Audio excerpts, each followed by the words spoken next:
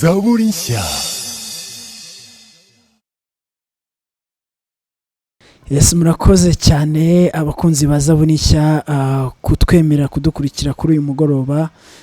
Turabasuhuje mu izina rya Yesu Kristo.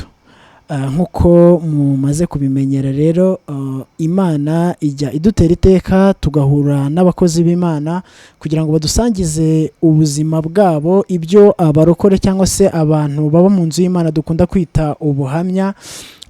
Rero ibyo Imana ibikorera kugira ngo njyewe nawe ubuzima umukozi w'Imana runaka baranyuzemo bumubere ishuri, kugira ngo muri uru rugendo rujya mu ijuru dufashanye dukomezanye kugira ngo tuzagere mu ijuru amahoro. Rero kuri uyu mugoroba tugize umugisha mwinshi wo guhura n'umwe mu bakozi b'Imana.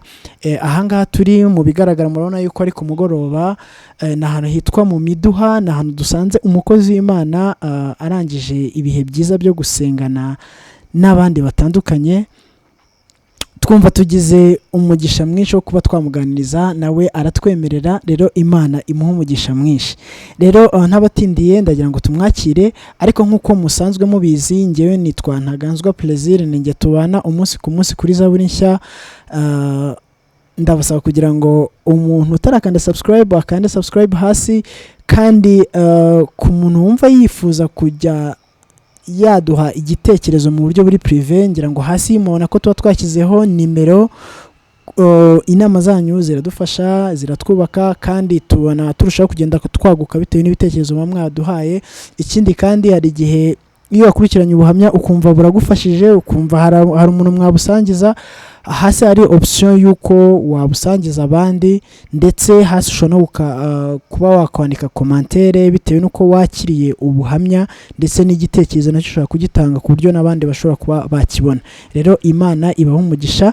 Reka twakire umukozi w'Imana. Imana iduhaye kuri uyu mugoroba. Umukozi w'Imana turakwakira mu izina rya Yesu. Amen. Nukuri nishimye kubana namwe kuri uyu mugoroba none. Nukuri nishimiye zaburi nshya ko ingiriye ikizere nanjye nkaba ngiye kuganiriza abantu b'Imana nciye kuri iki kinyamakuru. Imana ibaho umugisha. Natwe dushimiye Imana yuko iduteka kuganira namwe. Ngira ngo n'urubuga Imana yashyizeho kugira ngo abantu b'Imana bajye bavuga imirimo n'ibitangaza iba yaragikora. Rero kuri iyi nshuro tugize umugisha wo kukwakira. Ngira ngo abantu badukurikiye ni benshi kandi bari ahantu hatandukanye mu bihugu bigiye bitandukanye, ariko nk'uko tubizi ngira ngo umwuka wera n'umwe kandi akorera mu bantu batandukanye. Ngira ngo rero Imana iri hagati muri twebwe. Nukuri Imana iri hano muri twebwe, kandi tukayama, tukasenga, tukayinginga, tukavuga imirimo yayo n'imbaraga zayo, nayo ikura abantu, nayo batwara, nayo bageza. Naryo nishimwe, niyo mpamvu twabanza tukanayishimira ko tukanasenga, tukayirageza n'izi gahunda tugiye kwinjiramo kugira ngo ize kubana natwe. Nk'uko mubyumvishije tugiye gufata umwanya wo kumva ubuhamya bw'uyu musore, ariko nk'uko mwumvishije umwuka wera uri muri we aramuhata kugira ngo tubanze dusenge, kugira ngo Imana Data twese ize kubana natwe, ntaze kuba ari twebwe, ahubwo umwuka wera w'Imana ari wo kuza kuyobora iyi gahunda. Rero ngira ngo aho muri mwareka tugafata umwanya wo gusenga kugira ngo Imana izibane natwe. Imana nziza, Imana ikomeye, se w'umwami wacu Kristo wa Nazareti, warapfuye urazuka, barakubambura bamburwa, ubu ngubu uri imbere y'Imana Data, urimo uradusabira kugira ngo abera natwe dukomeze kunesha, kandi uratwiteguye kugira ngo tuzakubone amaso ku maso. Shimwa rero kandi uhimbazwe kubw'uyu mugoroba none, ndetse n'itariki n'uyu munsi, kutwemereye kuboneka imbere y'amaso yawe, tuvuga izina ryawe, tuvuga imirimo yawe, tuvuga no gukomera kwawe. Imva yawe irarangaye, wavuye mu gituro, ibendera ryawe riracyazamutse, kuko turacyavuga gukomera kwawe. Imirimo yawe ni myiza, nukuri mwami tugushimiye ko hari imirimo wakoze n'uyu munsi wa none ugikora. niyo mpamvu tuvuze ngo amamara kandi ukomeze wamamare. N4 de sens ni fodrai shelazima. Uri Imana nziza kandi urahambaye. Rero Mana, turasenze kugira ngo ino gahunda yose twinjiyemo yo kuvuga imirimo yawe udushyigikire. Bari twebwe ahubwo mwuka wawe wera. Haleluya. Mwuka wera utanga nk'umufasha watanze ne desanse ngo abe umufasha wo kudufasha mu bihe byose tuzabamo, amanuke n'uyu mwanya wa none turamuraritse. Rero ngo umwohereze kandi nk'uko wamuduhaye akomezaga aganze muri twe. Ngaho rero Mwami, nabari twe ahubwo imbaraga zawe arizo zikora uyu mwanya wa none badukurikiye. Turabasengeye kugira ngo iki kiganiro tugiye ko N4 kubagezaho kibe ikiganiro cy'umunezero, kibe ikiganiro cyo kunesanse, cyo kunejeza imitima yabo. Diri fosile gloria. Kibe ikiganiro n'ukuri uwera wa Isirayeli kivana buri umwe wese, kandi uwo kigeraho kibashe kugira umumaro ku buzima bwe, kibashe kugira imbaraga ku buzima bwe. N'ukuri ni wowe wabikoze kugira ngo umwanya nk'uyu nguyu dutegurira N4 zamange ni agode irimandi go desanse udutegurira umwanya nk'uyu, dutegurira abantu nk'aba, dutegura ikinyamakuru nk'iki kugira ngo tuzagisoze ubutumwa bwawe ubashe Yesu ubashe kwamamara aho utaragera, n'abatarakumenya babashe kumenya imbaraga zawe. Mugoroba nk'uyu rero ganza utegeke, turakuraritse nk'Imana kugira ngo imitima yacu ikangukire kumva ibyo ugiye kuvugana natwe. Mu izina rya Yesu Kristo tubisabye twizeye, amen. Amen. Hanyuma abantu badukurikiye barashaka kubanza kumenya ese umuntu ugiye kutuganiriza ninde? Ese yaba ari umugabo, yaba ari umusore? Abantu bamenye umuntu ugiye kutuganiriza uwo ari we. Watwibwira noneho? Murakoze. Nitwa Bamporiki Patrick. Ndi umusore. Navutse 1988. 1988. Yes. Ubwo urumva afite imyaka 31. Ndi umusore. Ndi umusore ariko Imana yagiriye neza. Imana kandi yagiriye icyizere. Imuha ubwiza bwayo, imuha umurimo wayo. Rero ndumva nifuza ko mu mwanya tugiye kumarana utari munini kandi utari na mutoya, ikiganiro turi buganire cyaba icy'umumaro kuri twebwe no ku bandi bagiye kucyumva. Hanyuma Patrick, urasa nk'wongera ijwi kugira ngo abantu baze kumva, ariko kandi Patrick atuye ahagana hehe ku buryo umuntu aramutse yifuje Patrick kumusura yamukura hehe? Patrick mba mu murenge wa Nyamirambo. Mba mu murenge wa Nyamirambo. Niho ncumbitse mu murenge wa Nyamirambo. Niho ncumbitse mu karere ka Nyarugenge, nyine birumvikana. Niho naho ngaho wambariza ni adresse yanjye. Ndacumbitse ariko hamwe no gusenga umwami Imana hari cyo yajya tuvugaho. Yes. Hanyuma Patrick, abantu bumvishije ko uherereye mu murenge wa Nyamirambo, ese usengera hehe? Usengera muri itorero? Muhe murimo ukora mu itorero? Impano y'Umwuka wera Imana yaguhaye kugira ngo ikoreshe mu nzu yayo n'uwe? Ndi umukristo usanzwe. Ariko ndi umuvugabutumwa bwiza bw'Imana. Tujya dukunda kuvuga ngo n'ibindi umwami Imana dushoboje gukora turabikora. Mfite diploma mbamo z'urubyiruko. Ndi umujyanama muri paruwasi yacu yose. Nkaba n'umujyanama ku mudugudu nsengera wari wa paruwasi mu rubyiruko, nyine birumvikana.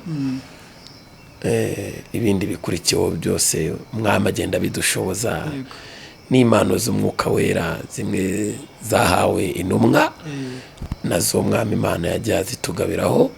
Ntabwo ibyo twabyirata, ahubwo turata Yesu waduhaye kuba abana be. Amen. Hanyuma rero ukorera umurimo hehe muri itorero? Nkorera umurimo w'Imana mu itorero rya ADEPR Pentecote. Umudugudu wanjye ni Rugarama, ni nayo paruwasi niwo mbarurirwaho. niho nicyo cyicaro aho ngo ni naho icyicaro kiri nyine cya paruwasi kuri uwo mudugudu. Yes. Aha nkuko mubyumvishije rero Patrick ugiye kutuganiriza ngira ngo aratwibwiye bihagije ku buryo buri muntu wese amaze kumenya Patrick ugiye kudubuhamya ninde. Hanyuma Patrick tugiye gutangira ubuhamya bwawe ubuhere hasi rwose ubuduhereze ntacyo na kimwe usize kuko nzi neza yuko ubuhamya bwawe ukuri uze kubutanga hari abantu benshi bari buze kuhakura isomo kandi abantu bakongera kwihana bundi busha bakegera Imana bakongera kumva yuko uru rugendo turimo dukwiriye kumva kumenya Imana ndetse tukayitinya tukayikora tuyitinya ndetse twumva ijwi ryayo. Patrick rero tuguhaye ikaze tuganirize kandi umwuka w'Imana bane nawe. Yego murakoze. Kwivugaho sinsubiramo. Yego. Ndi umusore nyine ibyo byo. Mfite ijisho rimwe miragaragara. Mfite n'akaguru kamwe. Si uko navutse. Navukanye ingingo zose zuzuye. Naje kugira ikibazo nyuma ariko nigira ari ukubera kutumvira Imana. Ibyo rero biba ngombwa ko Imana insigaza kugira ngo igihe nk'iki ngiki umwanya nk'uyu tuzabe turi kumwe tuvuga gukomera kw'Imana. Rero dutangiriye aho mu mibereho yanjye nakuze nkunda Imana kuko nabatijwe mfite imyaka 12 ngo nagiye mu mazi menshi ndabatizwa nakiretse umwami nk'umukiza birumvikana urugo bari abanyagatolika ariko bashiki banje kuko ari bo nkurikira babiri bari abakristo ariko nyine bashiki banje naje kugenda mbakurikira nyine kubw'umurimo w'Imana gukunda Imana gukunda bashiki banje nyine nkagenda ngendana nabo kuko nabonaga ko ari bo rubyiruko kandi numvaga bananshimishije. Rero mu myaka 12 naje kubatizwa mbatizwa Patrick bamoriki nyine n'izina umubyeyi yanyise batizwa Patrick mu myaka 12 16 nibwo naje kureka urumva narabatijwe mu 12 16 ndeka gakiza. Nari nyiri umwana nyine nari mfite umubyeyi umwe ntago narezwe n'ababyeyi bose wenda na mama wanje wandize kuko we yari n'umunyagatolika kuba yari kunyigisha inzira ya Gikristo kuko naretse wenda wo mu banyagatolika baranabyemerewe bimwe na bimwe bijyanye no kunywa inzoga icyo gihe wenda nari naranywa n'itabi ariko rimwe nko kureka inzoga n'ibindi magambo yo atari meza wenda araho utarahabwa umwuka wera burya ntago umwuka wera icyaza akakwemeza nuko kwemeza icyaha rero iyo myaka nari nakiri na mutoya urumva ko ntago nari nagahawe uburyo bwo kureka cyangwa bwo kumenya bwo gusobanukirwa. Naje rero kuva mu gakiza mfite imyaka 16 ninjira mu buzima bwo hanze.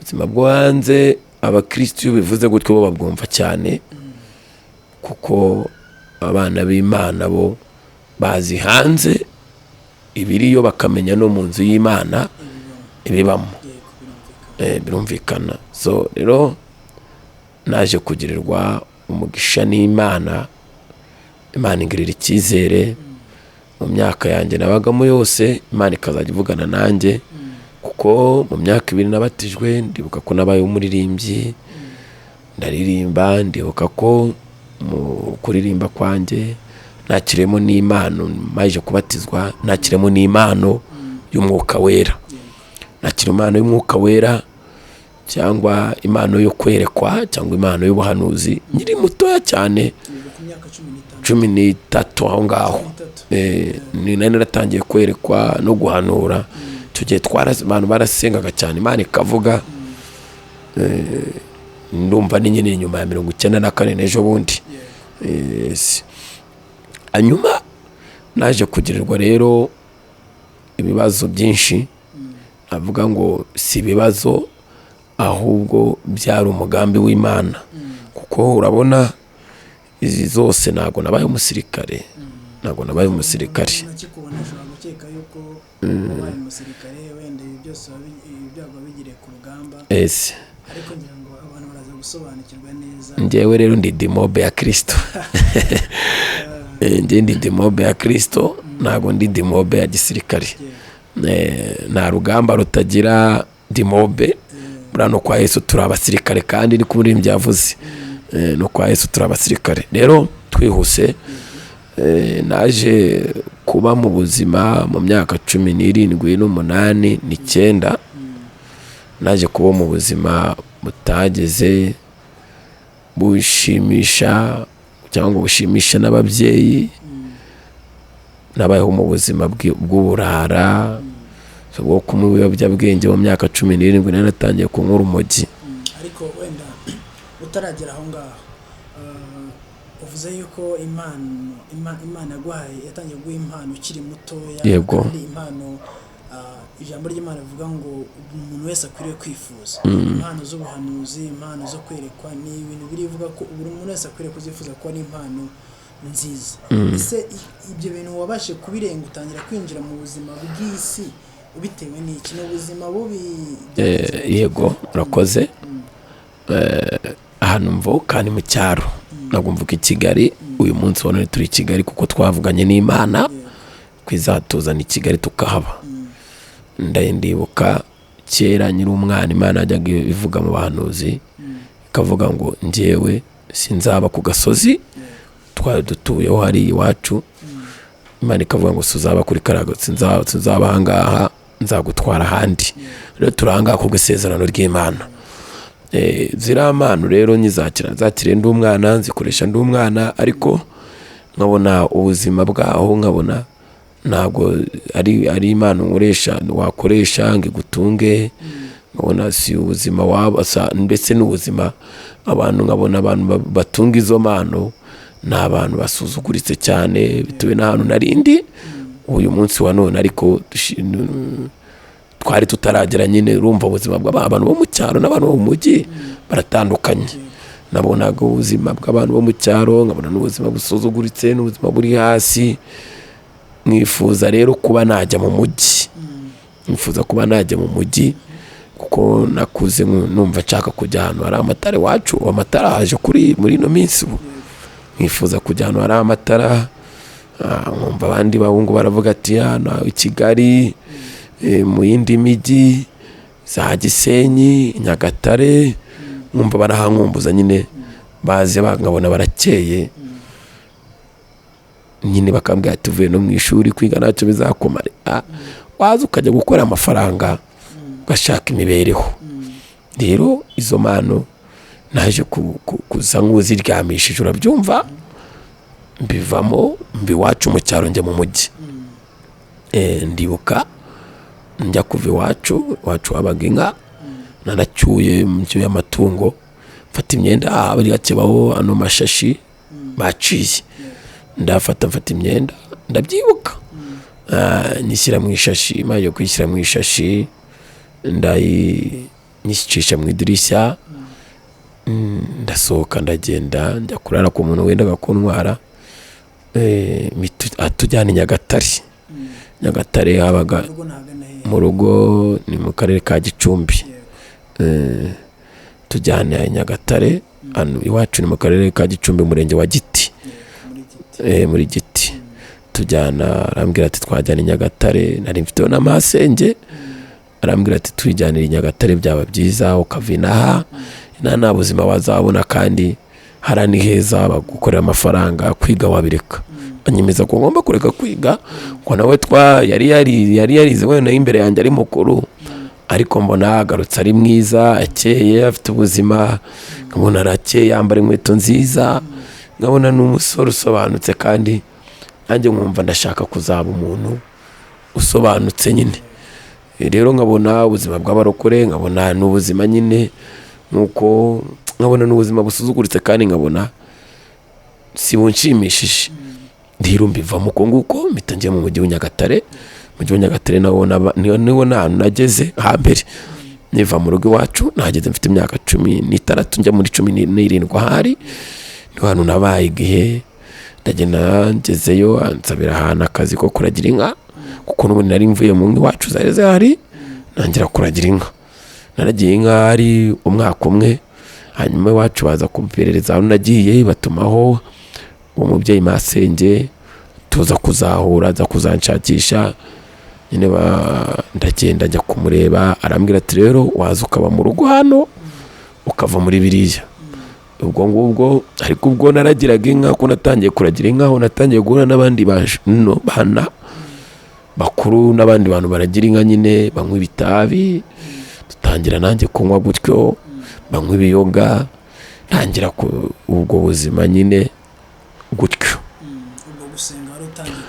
Gusenga byo nsa nkaho navuye mu rugo mpita mbirambika hasi icyo gihe uko naragiye nangira kunywa kanyanga.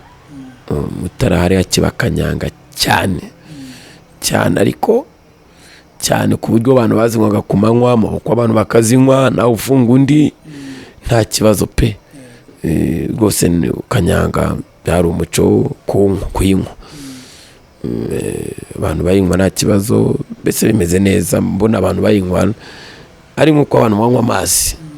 Ubwo rero aho hagati niho natangiye kunywa ibiyobyabwenge. Ndibuka umwaka mfite imyaka 18 waramvunnye, nari maje kuba umusore, nakuze mvumbuka mu myaka 18 nari umusore muremure rwose usobanutse, waramvunnye nawo nyweyemo ibiyobyabwenge cyane kuko nta kazi nari mfite icyo gihe.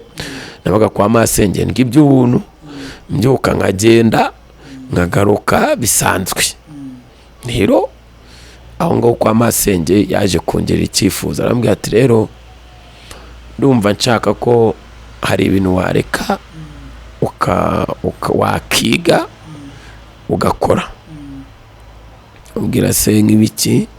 Arambwira ati wakiga amategeko y'umuhanda, ukazashaka perime, buriya washaka uburyo ugacuruza, buriya wafata igare ukazajya ujya kugurangura amata ukayagemura kuri dayari, nyine ukabona amafaranga ariko ukava mu buzima bwo gutaha uku.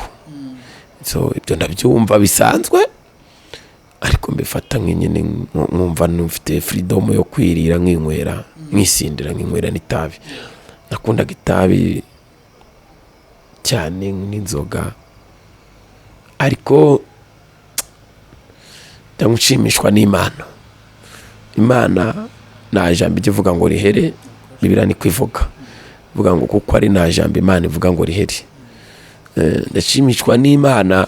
Imana mu bwana bwanjye yajyaga ivuga ko nzayikorera. Mbona uyu munsi rero ndi mu mugambi wayo, mbona nyikorera uko numva nshobojwe, uko ndi, uko neye, uko imbaraga zanjye zingana, numva Imana nyikorera. Rero naje kuba mu buzima bw'ibiyobyabwenge, ngirirwa umutwaro na masenge ariko sinabyumva. Akazajya ambwira ngo arifuza ko dusenga, nawe yasengaga mu baporoso ariko atanywa inzoga, atari uko bo batazinywa uko atazikunda, ariko bikamubabaza akabona imico ndimo, akabona nyine natangiye ku wundi mundi. Aho ngaho mu myaka 18 niho nahuye n'umuhungu umwe, arambwira ati ariko se kumbona uri umusore mwiza ukabusa neza kandi nkaba nifuza ko twaza tubana mu buzima bwa buri munsi. Arambwira ati buri hariya kwa iwanyu baragushuka, ntabwo umusore nkaho aba mu rugo iwabo, aba mu mujyi. Ati kandi njyewe ndi umuhanzi, kandi turi inshuti nyine, urumva n'umuntu twasangiraga ibiyobyabwenge. Njye ndi umuhanzi kandi numva nifuza ko twasangiraga droge, ko nawe twaza turirimbana indirimbo. Ambwira se uririmba ute? Arambwira ati ndirimbo kunuku. Naje kumwumvira, tujyana muri studio akora indirimbo, ndamwumva arambwira ati we ni ugushaka amagambo nyine ukayaririmba bakagufata amajwi bikagenda neza. Rero byarangiye nyine ntwaye muri studio mitamva kwa Shangazi. Mvuyeyo nibwo natangiye rero kujyayo musaba amafaranga, ndabyibuka yama amafaranga 300 yagurishije inka.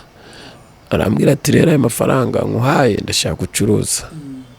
Natangiye gucuruza mu mujyi wa Nyagatare, nacururijemo cururizamo utuntu tumwe na tumwe duconco turanga, ariko nka ducuruza bwo nari naratangiye kuryoherwa n'umuziki nkanakiba no mu rugo. Mbese rimwe na rimwe tukarara mu mubari, ubundi tukarara mu bisamu ingangi, ubundi tukarara ahantu hadasobanutse, ubundi tukarara mbese tumayeho mu buzima bita mayibobo bwa mayibobo muri Nyagatare mu mujyi.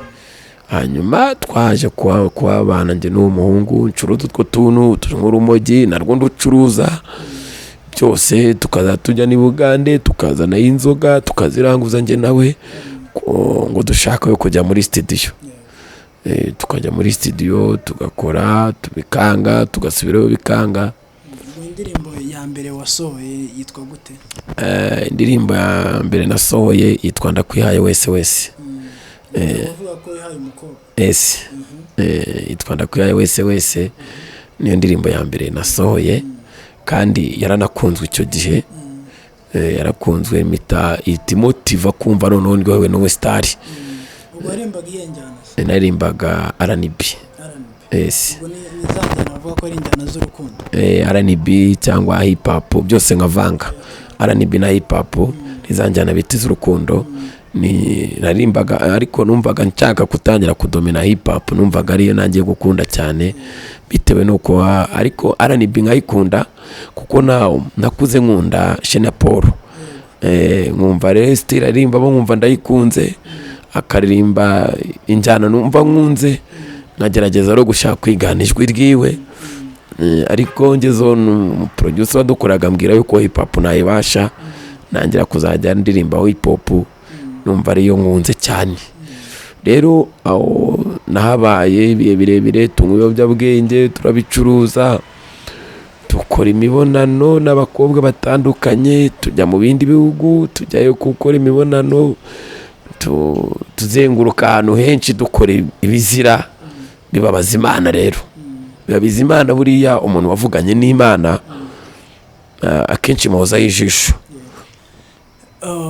Muri iyo myaka 5 ngira ngo ukiva mu rugo kugeza muri icyo gihe harashize nk'imyaka 5 cyangwa 6, ese nta jwi ry'Imana wigeze wumva? Nta muntu Imana igeze gutumaho kugira ngo iguhiture ikugarure mu nzira? Yego, nagize amajwi menshi y'Imana mu mutima wanjye, menshi cyane. Ndibuka igihe kimwe ndyamye nagiye kumva numva umuntu aramamagaye, mamagara mu izina banyitaga kera y'akabyiniriro, si ngombwa kurivuga ariko umuntu yamamagaye mu izina kugira numva ko ari umuntu nzi nka mama cyangwa nka papa. Amamagara muri iryo zina ndyamye ahantu hatari na heza, arambwira ngo umva muganirize, arambwira ngo ibintu urimo si ibyawe, arambwira ngo waje ahangaha atari njye ukuzanye, arambwira ngo rero kugeza uyu munsi wa none nudakizwa no gupfa ushobora kuzapfa.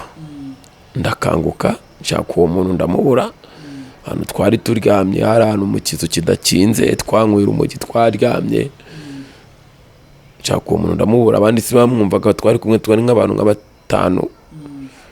Ndicara ndatuza ngira ubwoba, ndavuga byaba ari ibiki, ariko ndongera ndaceceka, ijwi rirongera rivuga muri base, vuga ngo ibirimo sibyo byawe. Rambwira ngo nudakizwa ushobora no gupfa, kuko ibintu urimo si byiza, kandi wibuka ko navuganye nawe ko nzakugirira neza. ngira ubwoba bwinshi sinabyumva, numva ni ibintu bisanzwe biri aho ngaho. ndavuga ni ubu ngubu ndarose nyine, ubu ngubu ni Imana ashaka kunganiriza inyereke ku kinza. Ariko muri ubwo buzima bwose nakundaga gusenga, najya kuryama maje kunyura umujyi ngasenga, ibintu byose nkabikora mvuga ngo mana mana mana mana. donc agatima kahuraga kaza kuba imbere y'Imana, ku buryo n'abantu twabanaga bose bari bazi ko nagiraga imico myiza mu buzima bwa buri munsi. Nari nzi kubana n'abantu, nkakunda kubacira bugufi, nasanga abantu bavuga Imana nkabegera. Ndabyibuka higeze haza abamisiyoneri hamwe Nyagatare, hanyuma barankunda, bantwara ahantu bari baranyinisha n'abandi bana, hanyuma bamana Bibiliya. Twamaranye iminsi 3, baranyambika nkasenga n'abandi bana. Bama iminsi 3 bagiye bama 10,000 bamana Bibiliya barigendera. Hanyuma naramanutse, ndibuka ikintu cyambabaje n'umunsi kiza kimbabaza nuko namanukanye 10,000, ariko Bibiliya namanukanye nayimanutse nyitwara ku mucuruzi. Narayimanyukana uwo mwanya mpita nyishyira umucuruzi, ndamubwira ngurira Bibiliya zazikigura make atari nk'ubu zihenze. Nyishyira umucuruzi arayigura mu mafaranga, nyita nyongera kuri yandi, ndagenda ndayanywera n'abandi bana arashira. Ibyo bintu bye nyitekerejeho cyakimbabaza. Rero ijwi ry'Imana nararyumvaga kenshi mu mutima wanjye, kuko nahoraga numva umutima unkangurira gusenga. Ngakora numva mfite ubwoba, nkahora numva ko nzapfa, nkahora numva ko nzarimbuka. Muri ubwo buzima nabagamo Imana yagendaga indindi, nkabona ibintu binyasamiye, Imana ikambwira ngo ndakurinze. Ndibuka igihe kimwe nakoze impanuka ndi n'igare, manutse ahantu ku gasozi gutya, imodoka mbisikana nayo, ndagenda ndenga umuhanda, ndagenda ngera ahantu kure cyane. Abantu baza kundeba ko mpfuye, basanga ndi muzima. Ndyamye ari ninjoro, ijwi rirongera riraza rirambwira ngo nakoze kira kuko nkufiteho umugambi ntabwo uzapfa. Hanyuma ibyo nkabyiborera nyine, namaraga kumva ibyo bintu nkahita nirobamo droge, nkahita numva ko ari ibintu bisanzwe. Nkabona ko atari nyamupagani gusa, nkabituriza. Hanyuma naje kugira igihe rero Imana noneho inumaho abantu. Naje kugira igihe Imana itangira kunumaho abantu bayo, kuko Imana igushaka kandi igufiteho umugambi, ugufiteho. Ndabunda kubwira abantu ngo abantu bose si bazakizwa, ahubwo abayo nk'uko ijambo rivuga ngo yabamenye kera. Yabamenye kera ngo atumiye tukiri insoro mu nda za ba mama, kandi idushyiriraho kuzamamaza ubwami bwayo. Rero umuntu Imana izi kandi wayimenye imuhozaho ijisho. Dawidi niwe wanditse muri Zaburi ya 32 andika ijambo nkunda, ijisho ryanjye rizakugumaho. Ijisho ry'Imana rero riguma ku muntu wayo. Zaburi 32 umurongo w'8, ari ijambo rivuga ngo ijisho ryanjye rizakugumaho. Ijisho ngo nzakwigisha, nzakugira inama, mwereke inzira unyuramo. Kabiri, ijisho ryanjye rizava kuri wowe. Rero ijisho ry'Imana nekereza ko nashidikanya n'umutima wanjye ku ijisho ry'Imana. Ku buzima bwose nabagamo, imico yose nabagamo, ijisho ry'Imana ryakomezaga kundeba. Rero Imana yaje kunumaho abantu benshi batandukanye. Imana yaje kunumaho umuntu ndi gucuruza akantu tuntu two ku muhanda, bacingaga ku muhanda, ugashinga mu tuntu two ku muhanda nyine two kubuzabuza, two gushaka ubuzima. Imana inumaho umuntu umwe, araza aransuhuza, arambwira ati se makuru ni meza. Ubwo ariko hagati aho najyaga nkunda kujya no kureba mama, kuko kera abacuruzi twabonaga amafaranga. Naracuruzaga ku tuntu urumva niba uranguje 50,000 ejo ukongera wabiranguza 50,000 bigashira, ibintu waranguye bigashira, urumva nyine amafaranga wabaga wakoze. Kandi ugacuruza utuntu twa buconco twihuta tuzana amafaranga. Hanyuma aho hagati najyaga gusura umubyeyi, nyina akambona, akabona ukuntu nabaye, akabona nabaye umuntu udasanzwe, nari mfite imisatsi, mfite amaherena, nambaye iherena no ku gutwi, ndi umuntu nyine ngera mu cyaro nyine, bakabona ko ndi umuntu w'umusirimu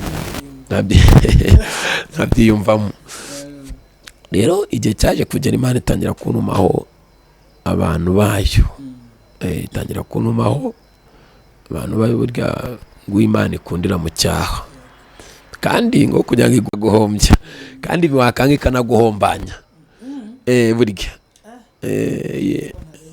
iraguhombya ikanaguhombanya, nawe urabibona. Yaramumbanyije mu buryo bukomeye, sinabona uko mbivuga, biragaragarira amaso ya buri umwe wese. Kuba narapfuye ni uko ari mfite umugambi. Rero yatangiye kuntumaho abantu. Umuntu wa mbere yantumyeho ni umukobwa, yaraje aransuhuza, aravunganiriza amakuru, ni meza, umeze ute, ndaho, tugirana ikiganiro, ariko agira icyifuzo, arambwira ati ariko ndumva umutima wanjye umata kukubwira aya magambo, cyangwa ndumva wanyemerera nkagusengera. Ni nta kibazo. Aransengera, arangije arambwira ati rero impamvu natwaga kugusengera, ubwo arasenga ambwira, naravuze n'ubu ngubu aba ni babandi barashaka amafaranga, ni babarokore gutya, ibintu nk'ibyo. Arambwira ati rero Imana irambwiye ati nudakizwa, nuko yambwiye, nudakizwa Imana mbonye ushobora kuzavaho urugingo rw'ijisho kugira ngo uyumvire.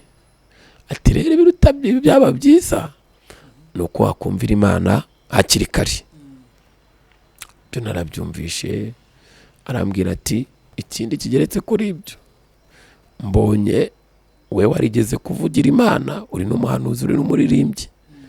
Ati ati na n'uyu munsi wa none ijuru rirakubara nk'umuntu waryo. Ati rero ibi urimo, ati Imana igiye kubitwara. Ati hanyuma uyikorera, ati kandi birihuse umuntu mubana agiye gutuma ubona agakizo.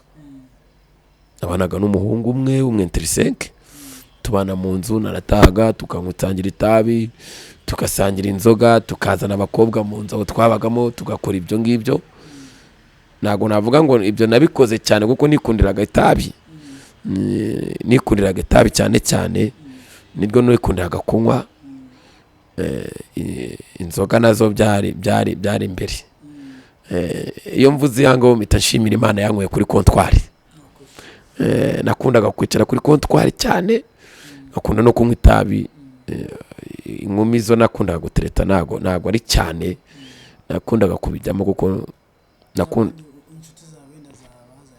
inshuti zawe zabazanye gutyo bakabinkundisha, ariko domeni yanjye nakundaga kunywa itabi, ngakunda no kunywa inzoga. Umva ibyo ngibyo niyo feeling mfite inandyoheye. Hanyuma nko mu mezi nk'abiri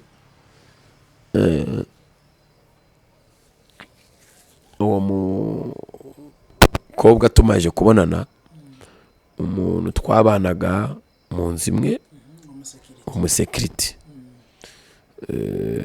twajyaga tuganira ibintu byinshi, twari tuziranye, yari inshuti yanjye. Yajyaga nganiriza ibintu byinshi bikomeye, akambwira ko nagiye muri Kongo, akambwira iwabavukira, mbese tugahana ubuhamya bw'ubuzima twabayemo. Akambwira ati iwacu twakuze turi abakire, iwacu twakuze turi abakene. Ibyo ngibyo urabizi ko abantu iyo babana babiganira. Nyuma rero byaje kugera igihe nza gutunga udufaranga nyine, kuko nacuruzaga ako kantu ninjoro, naragenda nkajya Uganda kuzana inzoga, tega moto nkagenda nkazana inzoga nkaranguza, cyacisha udufaranga nyine hirya no hino muri forodi ku muhanda, nkacuruza ibimogi byose nkavangavanga ku buryo ku munsi nabaga mfite nk'ibihumbi. Urumva ku munsi gucuruza ibihumbi nka 80 by'inyungu ni menshi. Gucuruza ibihumbi 80 by'inyungu udafite imari iri hejuru y'ibihumbi 100. Urumva nabaga nacuruje ibiyobyabwenge, ibintu byinshi navangatiranyije. Hanyuma aho ngaho rero umusekirite turi kumwe mu nzu, naje kugira akantu k'ikibina, babyita inama cyangwa ikibina, cyangwa ibintu byo kujya mu matsinda abantu bagatizanya amafaranga. Ndumva byumvikanye ibyo. Hanyuma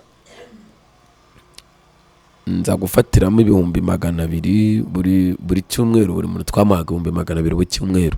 Noneho nyafashe arayanguza, ndayamubwira ntabwo byashoboka, ndashaka kuyaguramo akantu. Arantu narabonye akabanza bansabaga 300, wini nagukongeraho 100 ngagura akabanza kakazaneza imbere ejo hazaza. Hanyuma arambwira ati yangurize nanjye ejo nzaka credit kuri banke bazayamanza yagusubiza ntacyo. Namubwira ni oya. Arambwira ati noneho rero ngura inzoga twinywere. Ndabyibuka byari ku cyumweru, navuye kuyafata ku cyumweru mu gitondo ndaza. Ubwo ariko uko mba no muri ibyo ni nako nari nzi no gutwara moto, ko natangiye gutwara moto ndi muto cyane. Nkuko marume wanjye yabyifuzaga, aho ngaho mo hagati narabonye provisoire. Nakoze provisoire rimwe ndayibona, ndayirotira, ndayibika. Hanyuma perime yo narayibona, nari mfite provisoire. Hari nubwo byari bikomeye, twatwaraga ibinyabiziga abantu bose, uretse ubu ngubu nyine gutwara ikinyabiziga bitemewe udafite ibyangombwa. Ariko ambaranga abantu batwaraga batanafite ibyangombwa, upfa ko wabaguze ikinyabiziga ugatwara, ukirinda nyine ukagenda ukwepana n'ubuyobozi, kuko n'ubundi kuva kera byo urumva byari bitoroshye. Imbere y'Imana ibintu byose wakoraga nta na kimwe cyabaga cyemewe, haba muri iyi si ndetse n'imbere y'Imana. Umva byose byabaga biri inyuma y'amategeko. Mbese nabaga meze nk'umuntu uraho nyine wigenga. Ariko umuhungu twari kumwe mu nzu uwo munsi ari ku cyumweru yaje kunguza ayo mafaranga, nyine ndayamwima. Maje kuyamwima mubwira ko nenda kuyagura amakana. Arambwira ati noneho ngurira, twirirwa mu rugo tugura ibyo kurya, turateka, turasangira, njye nawe turanywa mu rugo aho tugira ikirori nyine bisanzwe. So turangije ngewe nawe nimugoroba agiye kujya mu kazi. Arambwira ati se ya mafaranga shaho urayafite? Ndabizi aho twanywereye siyo. Ubwo twaragenda tukagura inzoga tukazana tukazinywera mu rugo aho twabaga. Wayanije ko nzayaguze. Arambwira ntabwo byashoboka. Arambwira ati rero hari abantu benshi bapfuye basiga ibintu, burya nawe nakwica ukabisiga ntukanyirateho. Ndabwira ni si byashoboka, nk'abantu babana nyine numva ko ari kuburaga. Ariko burya umuntu nakubwira ikintu uzitonde. Arambwira ati nakwica kandi ukayarura. Sinabihaye agaciro nyine ko yanyica. Twaraburaze turatukana, wa muginga we tuvugana ibintu nyine biraho. Uwo mwanya twari dufite ikirahure, ndakuvuga ko ari icyuma yane, ariko urabona ikirahure ikirahure nyine murakibona cyo mu kabari basukamo inzoga, icyo twanyweragamo harage. Ndakuvuga ko ari icyuma ariko yane ikirahure, icyuma cy'ikirahure nyine ikirahure twakinyweragamo inzoga. Aragifata aho ngaho turi mu cyumba, ahita agifata mu ntoki, aragikubita gutya kirahongoka, agisigarana mu ntoki gutya, gihongokaho hejuru ku munwa nyine aho kiba gisiringiye, kirahongoka gisigarana ibintu bishinyitse. Uwo mwanya yagihongoye gutyo ananyataka. Yari umusore, nange nahoze ndi umusore cyane. Uwo mwanya tuhita turagundagurana mu nzu, ashaka kukinshimangira mu mutwe biranga, ashaka kukinira mu mutima biranga, gihita gifata ijisho rero, kinjira mu jisho uwo mwanya, gifata izuru, gifata ijisho, gifata n'aha kirahamena. Kimaze kuhamena byose urabyumva, izuru ryarasadutse, yarasaduka n'ijisho nyine rirameneka uwo mwanya andiregiti. Rero yahise abona ko bimukomeranye, ahita afata y'amafaranga, ahita amfungirana, ahita asohoka. Ageze hanze, abantu bari hanze bamubona arafite amaraso, baramubaza ati se habaye iki? Ati Patrick sinzi ikintu abaye, ngiye kumuzanira imodoka imutware kwa muganga. So uwo mwanya nyine urumva nari ndimo kuva ameze nabi aho ngaho mu ishambure, ndi no gutaka, ariko naje Imana ivuga ngo rero tugaruke. Imana wibuka ko yabimbwiye ari cyo kimenyetso cy'agakiza.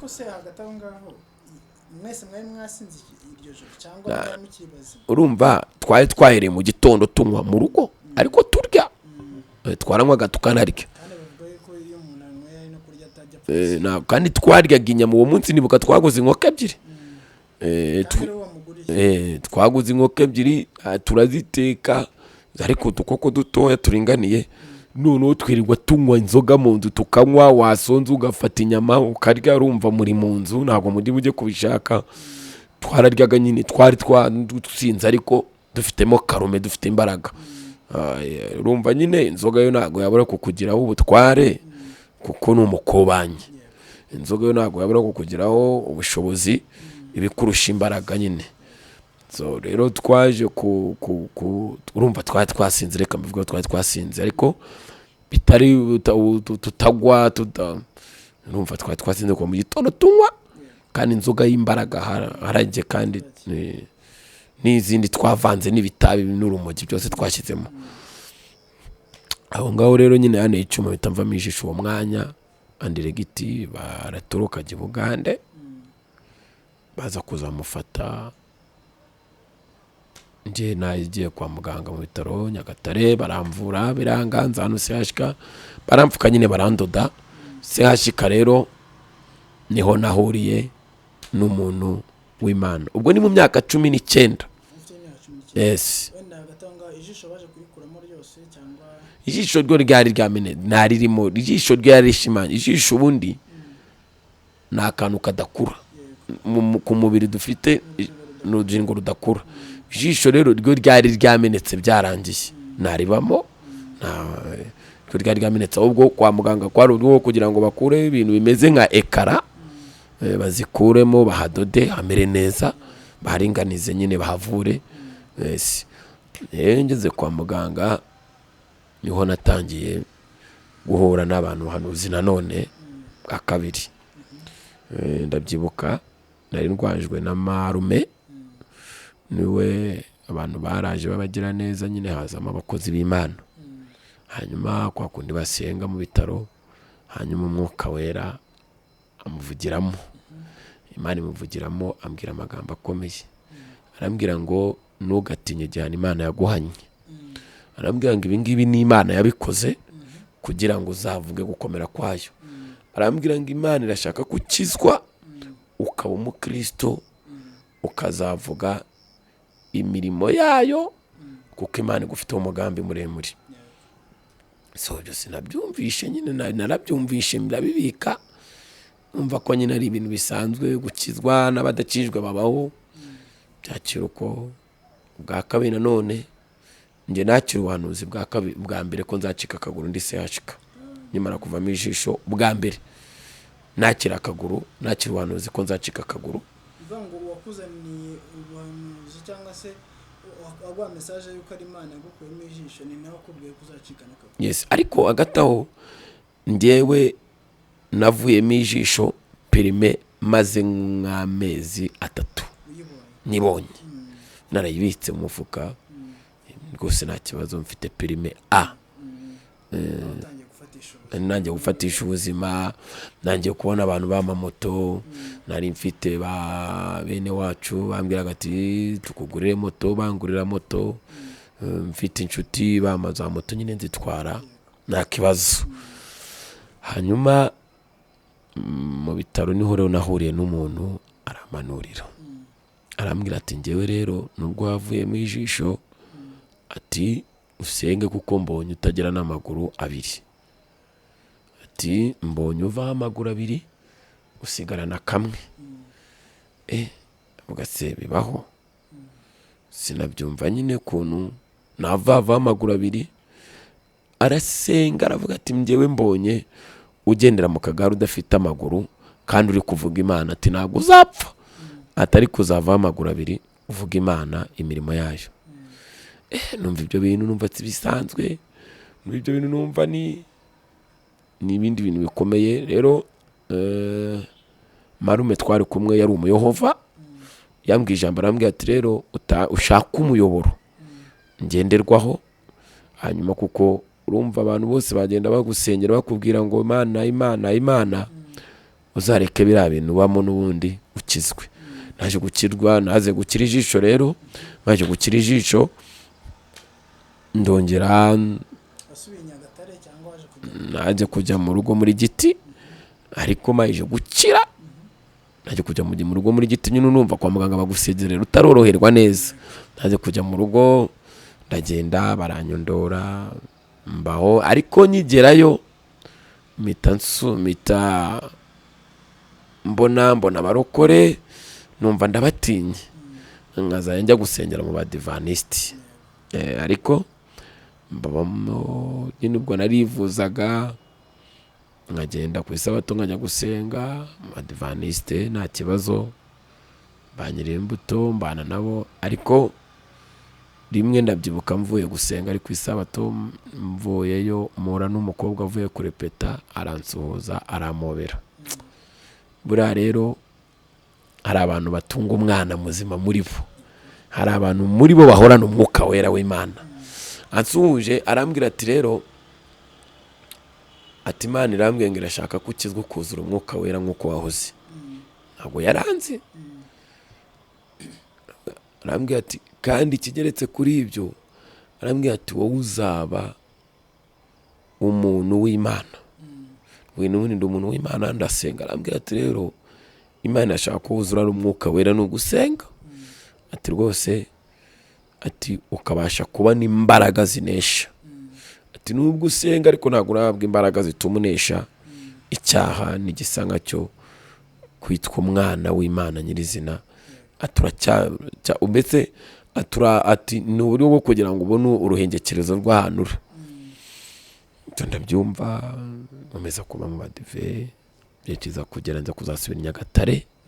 Ngeze i Nyagatare rero urumva ubuzima nabagamo bwa gisitari, ubuzima nabagamo bwa moto, ubuzima nabagamo bwo gucuruza, nari maje kumenyana n'abantu benshi. Hari ubuzima nabagamo bw'abasinzi, abantu wari utangiye kumenyana n'abaproducer bakora indirimbo, nangiye kumenya n'abantu benshi batandukanye ingeri zose, abafite imodoka b'abasinzi gutyo. Rero igihe cyaze kugera nsubiye i Nyagatare mpura n'abantu, ubwo mu kunyakira bino tujyane, akajya kungurira fanta nkavangamo inzoga nkanywa nyine kuko mu mutware hatarakomera. Ariko nangiye gukira noneho ndamaramaza, ariko nkazajya gusenga ku isabato, ndamaramaza nkazajya gusenga ku isabato. Nava ku isabato bamamagaye bakambwira ati rero uze tujye gusangira akantu, tukajya gusangira inkoko, tukajya tukanywa n'inzoga, bakanyura mu modoka. Nkumva nyine ubwo ubuzima ni bwiza, nkagendera nabo nkumva biranyuze. Ariko nangira kwibagirwa bya bintu Imana yambwiye ndi ku gitanda. Ariko najya gusenga navayo nimugoroba ku isabato nkajya mu kabari, numva ntacyo bimbwiye. Rero ndibuka umuhanuzi wa kabiri wangezeho ni umukobwa nanone, yarambwiye ngo twari ku isabato, ngo yari umushi. Duhura mvuye ku isabato aransuhuza, ariko dusa nkaho twari twasenganye uwo munsi ku isabato, ariko yaje kuri misiyo yanjye. Buriya rero umuntu Imana ikunda imuzaho ijisho kandi ihora imugenza ahantu hose. Rero yaje kumbwira ati se ko ngushaka duhuye, ko ngushaka. Ndamubwira ni se bite, ni sawa, amakuru ni meza, umukobwa mwiza. Arambwira ati rero ndumva nifuza kukuganiriza. Nambaye rinete ariko ijisho ryaravuyemo. Arambwira ati rero ikintu gikomeye kimwe nshaka kukuganiriza, ndumva nifuza ko kukubwira ikintu Imana yakuntumyeho. Ati mbwira gutyo mpita numva mu mutima wanjye wose nifuje kumva koko ikintu ambwira. Arambwira ati rero njyewe niga hano muri kaminuza Umutara Polytechnique. Arambwira ati kandi iwacu ni Cyangugu. Ati ariko ndumva nifuza kukubwira kuko naraye nkurose. Ati kandi nkurose mbona ko najyaga nkubona. Ati nubwo nakuza ariko njya nkubona ugenda gutya ucano ugenda, ariko nakubonye ugiye gusenga. Ati niyo mpamvu nanjye naje gusenga kugira ngo nze kukubona neza. Arambwira ati rero njye narose mbona udafite amaguru abiri. Ati kandi Imana irambwira ngo mubwire ngo hariya si gushaka, iragushaka mu itorero ry'umwuka ugakizwa neza. Ubwo urumva nyine naho nari mari ndi umupagani wo mu rusengero, kuko navagayo nkajya kunywa inzoga, nkavayo nkasubira muri studio, nkavayo muri studio hose navuga ngo wenda najyagamo gukora ibyaha, kuko nakoraga ibintu muri studio. Ndibuka maje kuvamo ijisho nakoze indirimbo ivuga ngo igihe nyihumeka igishoro cyanjye n'ubuzima. Iyo ndirimbo iranaryohera n'ubu hari igihe nyumva nkumva ranshimishije cyane. Beriya turaza kureba ariko numva bitashoboka cyane kumbwe ngo ndirimba gospel, numva ari byo byamfasha cyane. Naje kuririmba indirimbo igihe nyihumeka igishoro n'ubuzima, numvaga byo nta kibazo, ariko navaga ku isabato nkajya kunywa, nkajya mu bindi byose, nkabona ko bitashimishije Imana. Imana rero ikomeza kundakarira. Urumva umugore uwo mukobwa wa kabiri ambwira ko nzava akaguru. Ubwo ijisho ryari rimaje gukira, perime yanjye rero nibibonye agaciro, njya mu muhanda. Ubwo mbona akazi ko gutwara moto, nangira gutwara moto, ariko ntangira gutwara moto njya no gutwara ibiyobyabwenge. Ndibuka nicuruje ibiti bita Kabaruka. Ibyo biti bita Kabaruka ni ibiti biba byabaga mu Rwanda ahangaha, ariko mbanza bitakibamo. Twabitwaraga mu Bugande tukazanayo kanyanga, ibintu nk'ibyo. Rero naje gucuruza rumogi, ncuruza kanyanga, maje kumenya Yesu, kandi nsenga ku isabato nabikozemo, ncuruza rumogi, ncuruza kanyanga. Nkavayo nyine ni muri ya mafaranga nakoze forodi nkajya kunywa. Hanyuma ubwo Imana yantumyeho uwo mukobwa, nyuma nza guhura n'undi mubyeyi bita Mama Diane, yari afite icyumba anacuruza mu mujyi Nyagatare. Arambwira ati numva nifuza ko wazaza gusenga. Ati kuko iyo ugenda ndakureba nkabona ntago imico w'amare yawe. Ati njye mfite icyumba cy'amasengesho. Ati rwose ati abamo Imana, ati kandi Imana yazakugira neza waje kuhasenga. Ati gasengeramo n'abantu b'urubyiruko benshi, ati n'abanyeshuri bahasengera. Ati ni groupe bita sepu, tibasenga rwose baba bafite ibihe byiza, nawe wazaza kuhasenga. Hasengeragamo abantu b'Imana benshi, b'abakozi b'Imana benshi ahangaha baba muri uyu mujyi wa Kigali. Bamwe Imana agiye bagira neza batwara hanze, abandi ni abakozi b'Imana nkanjye, abandi bafite n'akazi, abandi ni abahanuzi b'Imana. N'abantu Imana yari yaragiriye neza ibaha umurimo wayo. Kandi uyu munsi wari nshimishwa yuko iyo muye nabo nkabona bari mu murimo w'Imana, biranezeza. Rero umugore yaje kubinkumbuza ko nazasengana nabo. Hanyuma arambwira ati wazaza, ariko sinabyumva ndamwihorera. Hanyuma nawe rero biciyeho kabiri gatatu aza kundota ngabona ngo nafite amaguru. Muri make kuba mfite akaguru kamwe nabwo ni ineza y'Imana. Satani yari afite umugambi ko birazagenda, ariko n'Imana ibifiteho umugambi ko nzavaho amaguru abiri nkayikora mfite akaguru kamwe. Suko Imana mu bumana bwayo ari Imana ica amaguru cyangwa yicana, ahubwo ni Imana irinda ijambo yavuze, ikarinda n'uwo yaribwiye ikanarisohoza. Ahubwo Imana yajyaga ivuga ko nzavaho amaguru, nyine simbyumve, yo yashakaga kunyereka ko ari Imana ifite ubutware, irinda ijambo yavuze. Byaje gutinda rero, uwo mugore abimbwiye arambwira ati kikoretse kuri ibyo nabonye utaba n'inaha, atugiye kuzajya kuba mu mujyi mukuru w'u Rwanda. Buriya nyine abantu baba mu ntara y'u Kigali bayita ahantu hakomeye cyane. Arambwira tugiye kuza mu mujyi w'i Kigali w'u Rwanda, tariki ikindi nabonye ujya no muri gereza. Ndabyumva rero, numva ni ikintu gikomeye. Naje kujya iwe, yaramamagaye ati nshaka dusengana. Naje kujya iwe gusenga mu rugo, ndagenda ndasenga, ariko mu kujya uwo munsi nagiye nanyweye inzoga sana. Nagiye nanyweye urumogi, nanyweye itabi, nanyweye ibintu byose nidoroze, mvuga ni ibyanyuma ngiye kubireka.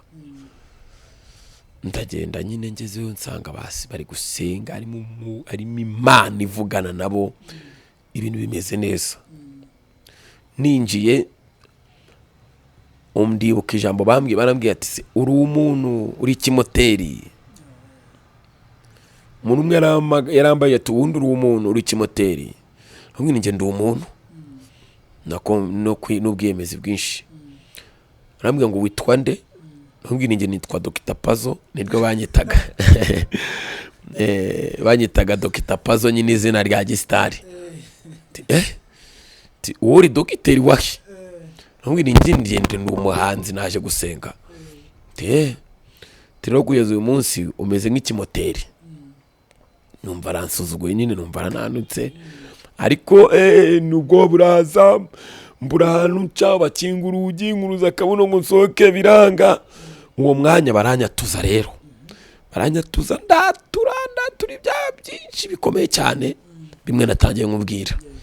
Uwo mwanya ndatura mbishyira hasi. Maje kubishyira hasi, naje gusoza bansengeye. Uwo mubyeyi arishima, mba muri icyo cyuma ngenererwamo igihe kirekire. Nisengeramo amasengesho, nangira gusenga 7, nangira gusenga 3, nangira gusenga 5, mbese nanywa n'amazi nayanywa nkumva ko nkweze icyaha. Nasenga amasengesho 7, nanywe amazi nkumva ko nakucumuye, nakiborosa amazi yajya mu kanwa. Ubwo ngubwo nari maje kuzuza nk'imyaka nka 20. Muri 20 niho, mu myaka 20 niho nageze muri icyo cyumba.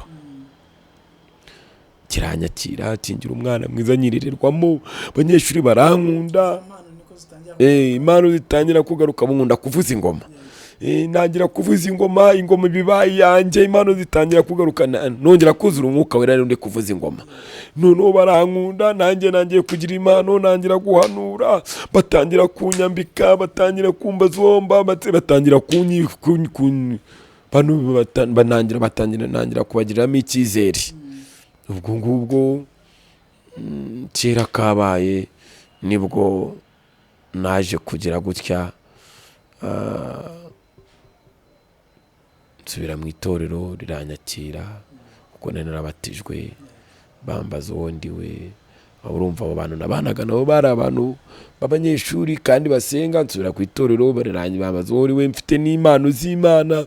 Nangira kujya ku itorero, batangira kungira icyizere, itorero riranyakira, mba umwana muri ryo, nangira kumva nkunze ibintu by'Imana, mbese birandyohana cyane.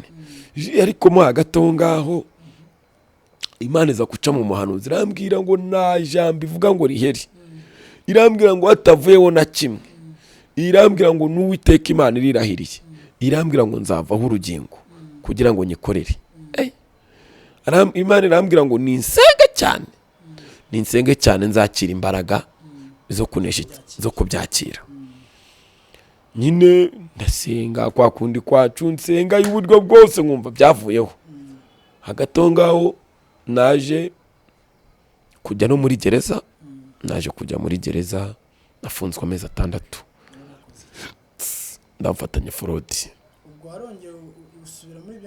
Nyine narakijijwe maheje gukizwa, aho ngo muri icyo cyuma naroze n'umwuka wera. Nyine ntabwo nahisubiyemo byimbitse, ahubwo abantu twakoranaga baramamagaye barambwira ngo kuko hari mari z'ibiti zavaga mu maparike, ibyo biti nyine bita Kabaruka. Noneho abo bantu babipakiraga baramamagara barambwira ati noneho wowe bwo wakijijwe utakibishaka kubigenderamo, ngwino noneho ujye uducungira umuhanda aho bari maje kubarenga, ukabahamagara ati wenda mupane gutya, cyangwa haza umwe kuko urumva hakaza umwe akaba ari ukuntu bigenze, tugakomeza tukagera nko ku mupaka mu gitondo bakama nk'ibihumbi 50. Bagara amafaranga menshi. Ubwo rero ubwo mbibamo, Imana irambwira ngo ngiye gufungwa. Narafunzwe, abantu twari busenganaga barasenga, Imana irabavuze irababwira ngo uriya ninjye mutwara kugira ngo mwigishe. Nafunzwe amezi 6 nzira iyo forode rero y'ibyo biti. Icyo gihe na moto natwaraga yari yanko bayiteza mu cyamunara. Mfungwa amezi 6, tuko nageze muri gereza pasiteri. Ngeze muri kasho naratangiye kwakira umwuka w'Imana. Pasiteri mvuga Imana, abantu baransura n'abazi bakazajya banzanira ibitabo by'indirimbo, bakanzanira Bibiliya. Nyine numva nangiye kuryoherwa Imana kuko mba n'umuyobozi wawo muri kasho, bangirira icyizere.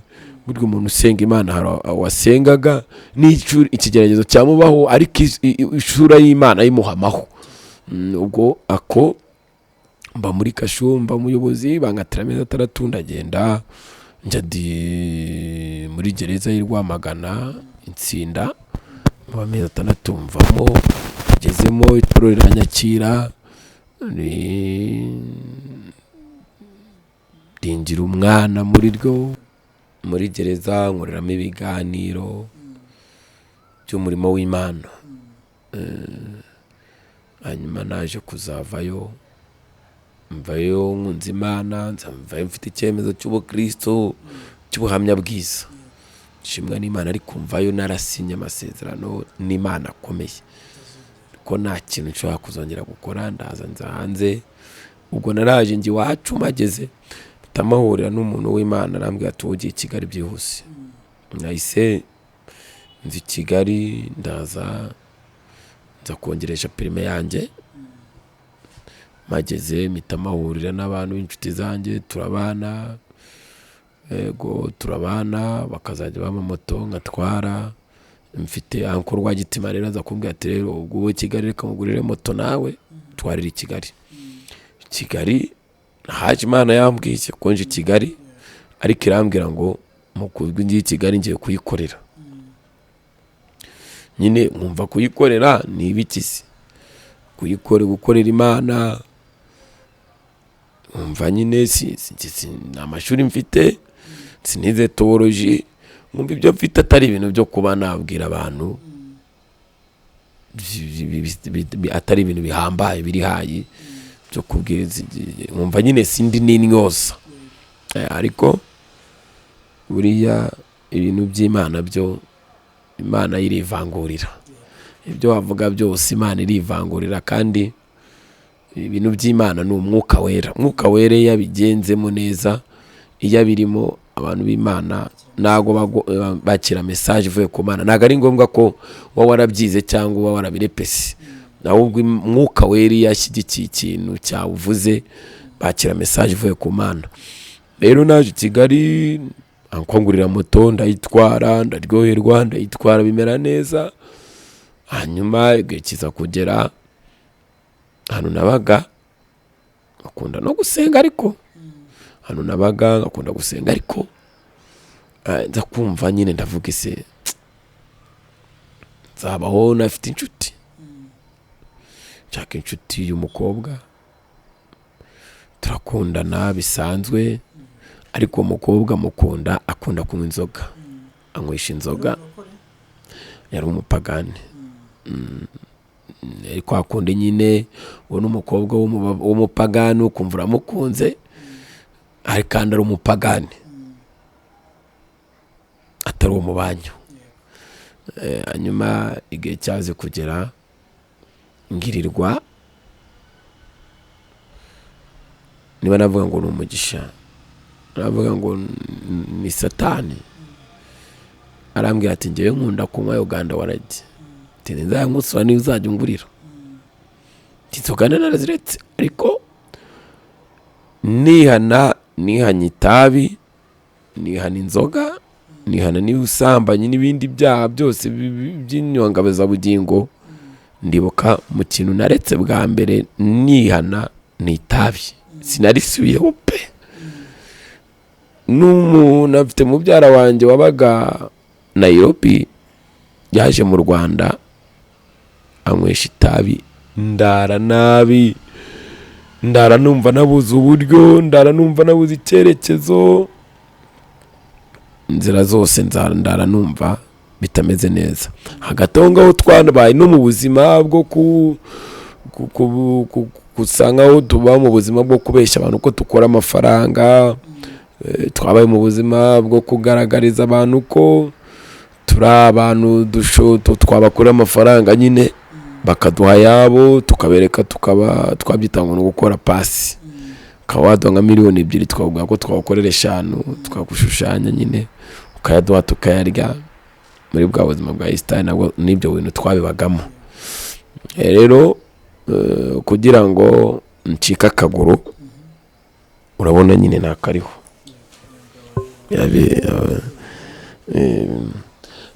kugira ngo ncika akaguru, nageze ahantu n'abantu twasenganaga, umukobwa yakunda kuza akanywesha Uganda wari, none ngezeho nanjye ndayikunda, kukera nakona nayikundaga inyuma, kandi Imana ari maje kuvugana nanjye inshuro enye ko nzava akaguru. Ntangira gusubira inyuma ngazajya nyitahana mu ikoti buri mugoroba kumvuye mu kazi, ngatahana Uganda waragi. Imana biragenda bibabaza, kandi ubwo abantu tubana mu gipangu bari bazi ko ndumurokore. Iyo ngezeho mpita mbwira abantu baba mu rusengero, abapagani bo mu rusengero barahari, kuko nanjye n'abantu batwabanaga mu gipangu bari bazi ko ndumurokore ku rusengero. Ubu ngubu aho mbarurirwa, nari umukristo ushimwa n'itorero, ndi umukozi w'Imana ushimwa naryo, ariko ngagira ko kantu ko gutana inzoga. Umukobwa twarakundanaga, niyo turi abantu dupanga ngo tuzashakana nenda kwishingira, ariko yarambwiye ngo sinaguha ibintu byanjye. Ariko nkabona hano umukobwa mwiza ushimwa, mbona nyine avuga ni sawa nta kibazo, ariko tukabipanga ko igihe kizagera nkamuzana tukabana, kuko buriya yabonaga ninjiza amafaranga buri munsi, akavuga ati ni sawa nta kibazo. Ariko nyigisha kunywa inzoga cyane, ndongera ndayinywa, none yaba atanari tutari kumwe nkayitahana buri mugoroba nkayinywera mu rugo, bugacya nkagenda. Noneho abantu tubana mu gipangu hakabamo abantu b'Imana, tujya dusengana igihe kimwe, Imana ikavugana natwe rimwe ikanancamo, kuko burya impano z'Imana naho zihura n'agakiza. Ushobora kubona umuntu ahanura ariko ari umusambanyi, bwose pe cyo ni ibintu umwuka wera, ahubwo icyo gihe waba yaragiye usigaranye impano gusa. Nkaba ndi umuntu, nkabahanurira mu cyumba tugasengana, bamfata neza ko ndi umuntu w'Imana. Rero Imana rimwe iza guca mu muntu umwe wari waje kudusura, tumaze gusenga mutwaye, arambwira ati Patri, ati mbonye Imana yo mu gihugu cyo mu ijuru, ati nukuri, ati Imana irambwiye ngo ije kugukura hino ry'igikumwe, ati utwara neza moto turanitonda, tari kugiye gucika ino ry'igikumwe, ati kandi muhanuriye nk'umuhanuzi mukuru, ati mbona ino ry'igikumwe ritariho, atari kubazana rivura, atugenda ubisengerera tubyirukane, atari ko mbonye ugira ikibazo ku ino rw'igikumwe. Yamanuriye nk'umuhanuzi mukuru, arambwira ati rwose mbonye ucika ino rw'igikumwe, aturi umugenzi wanjye tugenda ubisengere. Navuga ini nakakagura, ariko navuga ino Imana yabikuyeho, kuko navuga ino se ni Imana iracyakeneye ko ncika akaguru.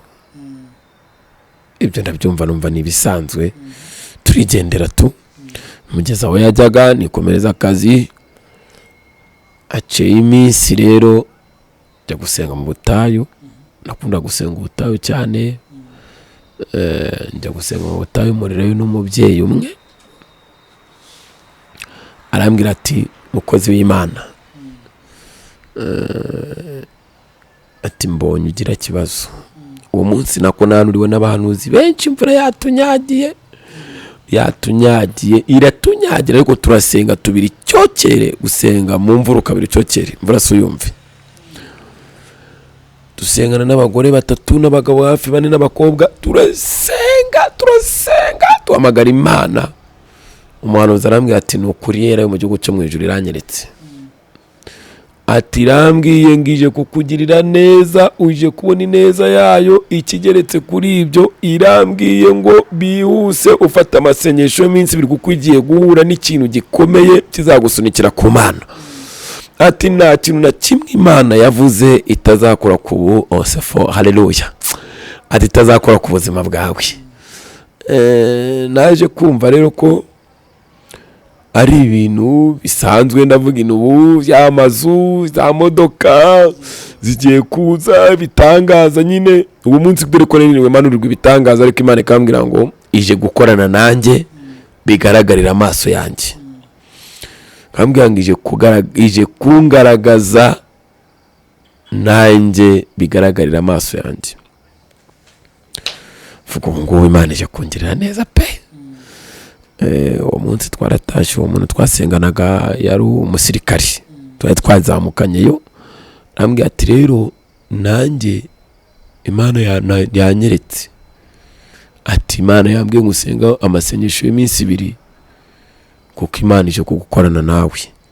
Tari kuwa 5 ndabyibuka, nahise nyatangira kuwa 6 no ku cyumweru. Ku cyumweru njya gusenga ndi muzima, mvuye gusenga ndataha, ngera mu rugo ndiyakira nimugoroba nyine nsoza amasengesho. Kuwa mbere njya mu kazi meze neza, numva rwose nta kibazo.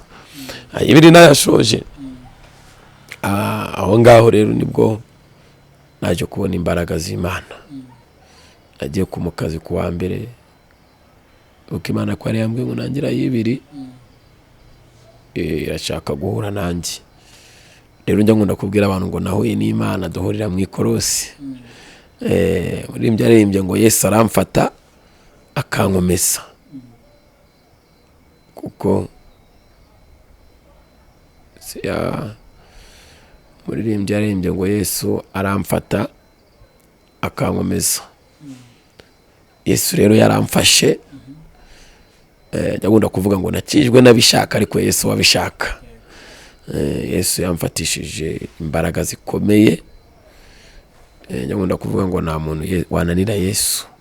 Umuntu wese ukuri kose, ibyo bamo byose, imico ukora yose, Yesu ni umutware, ni umuyobozi ukomeye. Yesu agukura ku kintu cyose wabonaga nk'inyungu. Pawulo yaravuze ngo ibyarindamo byanjye byamindukiye igihombo kubwo kuronka Kristo. Nanjye hari ibintu nabonaga nzabamo, nzakora, nzacamo, ariko kumva Imana yari ifiteho umugambi wundi. Byaje gutinda rero, biratinda biba birebire, ariko Imana yaje gusohoza ijambo yari yaravuze, kugira ngo inyereke ko ari Imana ivuga nibihere. Ari nayo mpamvu n'uyu munsi ndi mu mashimwe. Ubundi ndi mu mashimwe uko ne yuko ndi umusore uri mu mashimwe. Naje rero gukora gisida, ariko wa mbere nsoza amasengesho y'iminsi 2, naje gukora agisida, nkora agisida ari kuwa mbere. Kuri uwo munsi wo kuwa mbere imodoka saa moya z'umugoroba mva Nyabugogo nashye, numva rwose meze neza, ariko uwo munsi niriwe numva telefone ivibrira muri aka kaguru kandi nayirebe nkayumva muri aka nanone. Vuga si ibintu bikira ku telefone iraha, nareba nayifata nkumva hano haravibura. Mva Nyabugogo nashye ndazamuka nzi Kimisagara, ndabyibuka umuntu arambwira ngo dusubire Nyabugogo. Dusubirana Nyabugogo, tugeze Nyabugogo muwavuyeho mbona undi ujya mu mujyi mu Kiyovu. Mu Kiyovu hanyuma mushyira kuri moto, turazamuka, tutangiye kuzamuka ku Muhima, imodoka ituruka imbere yihuta y'ivatiri cyane amatara cyane, ndayibona ndahagarara ndegama ku kaborodiri, mpagaze imodoka iraza yarihutaga cyane, idepasi indi moto yari imbere yanjye, ikidepasi itiza ihita inkubita akaguru, uwo mwanya kahita gacika. Kamaje gucika, ijwi rya mbere numvishe ni ijwi ry'Imana. Ijwi byumvishe ubwa mbere, numvishe rimbwira ngo mwana wanjye ndagutabaye. Uwo mwanya nahise numva ubutabazi bw'Imana, sinavuga ngo numvishe ubutabazi bw'Imana kuko nandi mu mubabaro, ariko iryo jwi nararyumvishe.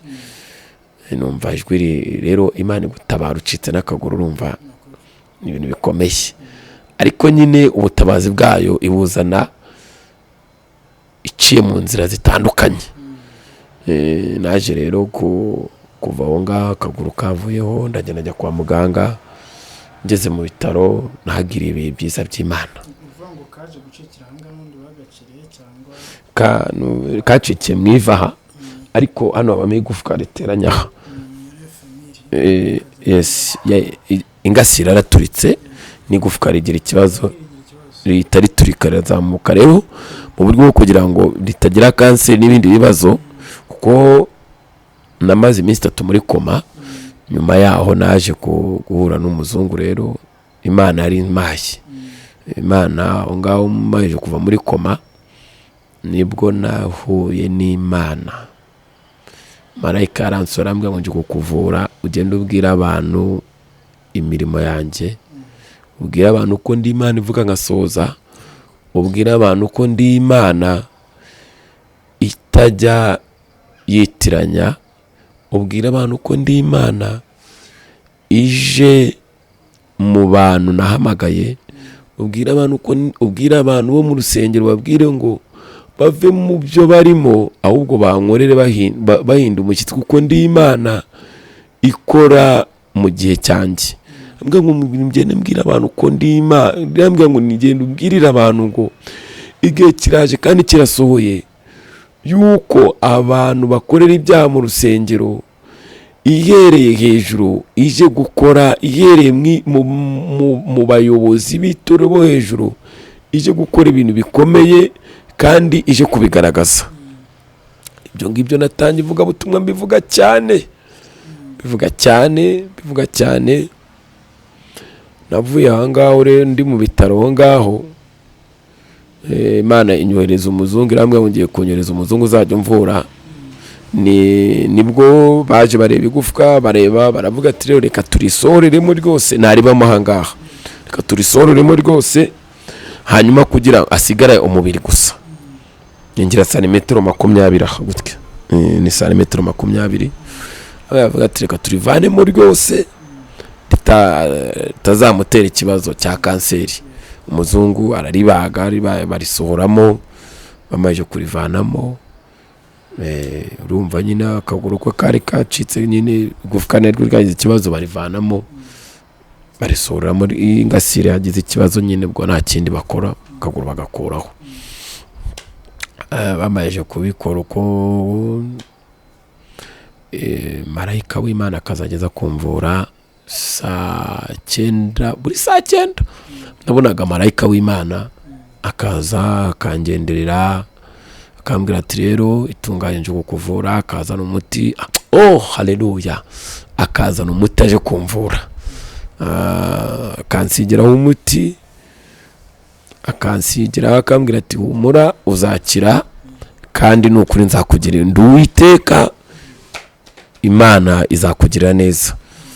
Kansigiraho umuti akigendera, muganga akaza nawe akahitaza. Ariko ubwo ngo ndi ku gitanda abantu bajyaga baza ngo mbasengere nabasha guhaguruka ngasenga ngafashwa ngagira ibihe byiza nkuzura umwuka wera. Abantu bakaza bakavuga ati se Patrick yaribwa situbimenya, ni yari mu kuzura umwuka wera situbimenya, ibihe byose aba yititiza. Kuko urumva icyo gihe rifite ububabare, ariko mu bubabare ngakunda gusenga ngagira ibihe byiza by'Imana. Abantu bakandi bakavuga ati se siwamenya yarwaye yarimo kuribwa, siwamenya igihe cyose bari gusenga. Abantu bakaza, Imana igakoresha abantu hirya no hino bakaza kundeba nkabasengera, nanjye nkahaguruka none ndangira kwitoza kugendera mu kuma k'imbago, nangira gumana marayika ariko ari wowe niwe wamaga gahunda, kambwira ngo igihe iki n'iki uzagenda mu mbago, igihe iki n'iki nzagubwira uzataha. Abantu bakaza igakoresha abantu hirya no hino bakaza nkabasengera, mbese ibintu bigenda neza. Ndi mu bitaro, abantu nyine ntangira kugira icyizere, ndi mu bitaro n'abaganga n'abantu bari barimo nkabasengera mu buryo bukomeye. Hanyuma maze ibyumweru 3 ninjira mu cya 4, marayika arambwira ngo igihe kirageze, ndashaka ko utaha ukava ahangaha, kuko ndi Uwiteka Imana yawe, ndagukijije ndaguhagurukije, genda ubwira abantu konje guhemba no guhana. Mbwira mama ndamubwira rero umuntu uzumvura wa wundi umuntu ujya kumvura mbere yuko muganga aza yambwiye ngo nimve hano naye. Amwatese ko nawe tujya tubona ko umuvuga zitumubone, ni marayika w'Imana uza akamvura, yambwiye ngo ni naye. Ambwira ati surakira nera kavuyo bazana abaganga ati surakira hangane, baravuga ngo umukecuru wanjye yaje no kugira imbuhungabana, navuga ati nubundi atubarasaze, ati nubundi yagize ikibazo cy'umutwagize n'ikijisho, atubahuye n'ibisazi, ati subu none bizagenda gute, kuko nababwira ngenda nshaka gutaha sinshaka kubangaha. Nyine babona ko nyine nshobora kuba nahuye n'ihungabana, ariko kumbe mfite ijwi ry'Imana ryavugiye muri njyewe. Ubwo nahise nkoresha imbago z'ibiti zitari izi ngizi z'icyuma, ntangira kuzitorezamo kuzigenderamo uwo munsi. Bandaza ahangaha, ariko ndababwira mujye gusinyuza njyewe, banirimba nera kavuyo, banira imiti sinziriza, ndasinzira ko nkanguka mabwira ndashaka gutaha. Navuye aho ngaho nyine barambwira ati rero ngaho genda witoze kugenda mu mbago, hanyuma ujya kwifukisha kwa muganga hakwegereye. Naraje nyine mita mbyinaha Nyamirambo, umuhungu twabanaga nsanga ibintu byanjye aho nabaga. Umuhungu w'iwacu kavukire yarabifashe abitwaye we, arancumbikira aranyakira, tangira kubana. Mushiki wanjye araza turabana, ubwo buzima mbubamo namaze amezi 3. Nyuma muri ayo mezi 3 maje gukira, bitangira kwitorero rero. Bambonye uko nguko, si bari bazi ibyanjye, babyumvaga uko umuhungu w'abaganga yacitse akaguru, abaza kunsura nyine baba Kristo, ibyo nyine bavuga ngo nanze kumvira Imana. Njye ubundi nanze kumvira Imana, niko Imana kunca akaguru rero. Gutumvira Imana kwanjye nibyo byatumye ncika akaguru. Yongeza bambwira abantu batumvira Imana ikirwa ivugane mu bahanuzi, Imana ikirwa gusura, cyangwa wowe ubwawe umutima wawe nama ukirwa ukagucira imanza. Burya kenshi abari Imana ivugana nawe ukanga kuyumvira. Rero burya kutumvira Imana ni bibi. Iyo wanze kumvira Imana iguha ibihano, kandi si uko ari Imana yica, ariko Bibiliya navuga ngo ni Imana yica kandi ikanakiza. Kugira ngo ugaruke, kuko urabona nk'ibi byambayeho nakabaye kuba narapfuye, ariko kuko Imana ndibuka kera mfite umyaka 12, umuntu uzinda kumva atarambwira ngo uzakora ubukwe mu muryango we wanyu abantu bose bazumirwa. Ubwo rero nabaye aho nangira mu itorero ndagenda negera pasiteri ndamuganiriza ibyanjye, nawe aratungurwa ati se ni wowe nzi kuko nawe najyaga mushyira ubutumwa bwe ati ntabwo byacoboka byahenze gute. Batangira kongera icyizere rero, namubwira ubuhamya bwanjye, aricara arabusuzuma, itorero rirabusuzuma, hanyuma bamurushya nangira kugenda kuvuga ubuhamya. Nahereye iwacu nyine urabyumva, ngijya kuri shera ku rugo, nahereye iwacu nangira kubabwira ubutumwa bwiza, nangira kuharererwa nyine, nangira kuhamamariza Yesu nyine, umvisha ibyanjye akantumira gutyo, nangira kugenda mbwira abantu Imana uko nshobojwe. Urumva mvukana mu cyaro, mfite umubyeyi umwe, ni umukecuru, nawe ntabwo yifashije, ni umuntu uri aho nyine gutyo. Hanyuma mu kuvuga ubutumwa kwanjye rero nakomeje kwamamaza Yesu, maze imyaka igeze kuri 7 ndi kwamamaza Yesu, ndi kwamamaza gukora kw'Imana, ndi kwamamaza imbaraga ze, ndi kwamamaza imirimo ye akora, ndi kubwira abantu yuko Imana ari Imana yanga cyane igisa nkacyo, kandi ndi kubwira abantu ko Imana uyikunda umucyaha. Ndi kubwira abantu yuko bakwiriye guhinduka bakava mu byo bibwira, kuko uko yariri kera n'uyu munsi ariko ikiri.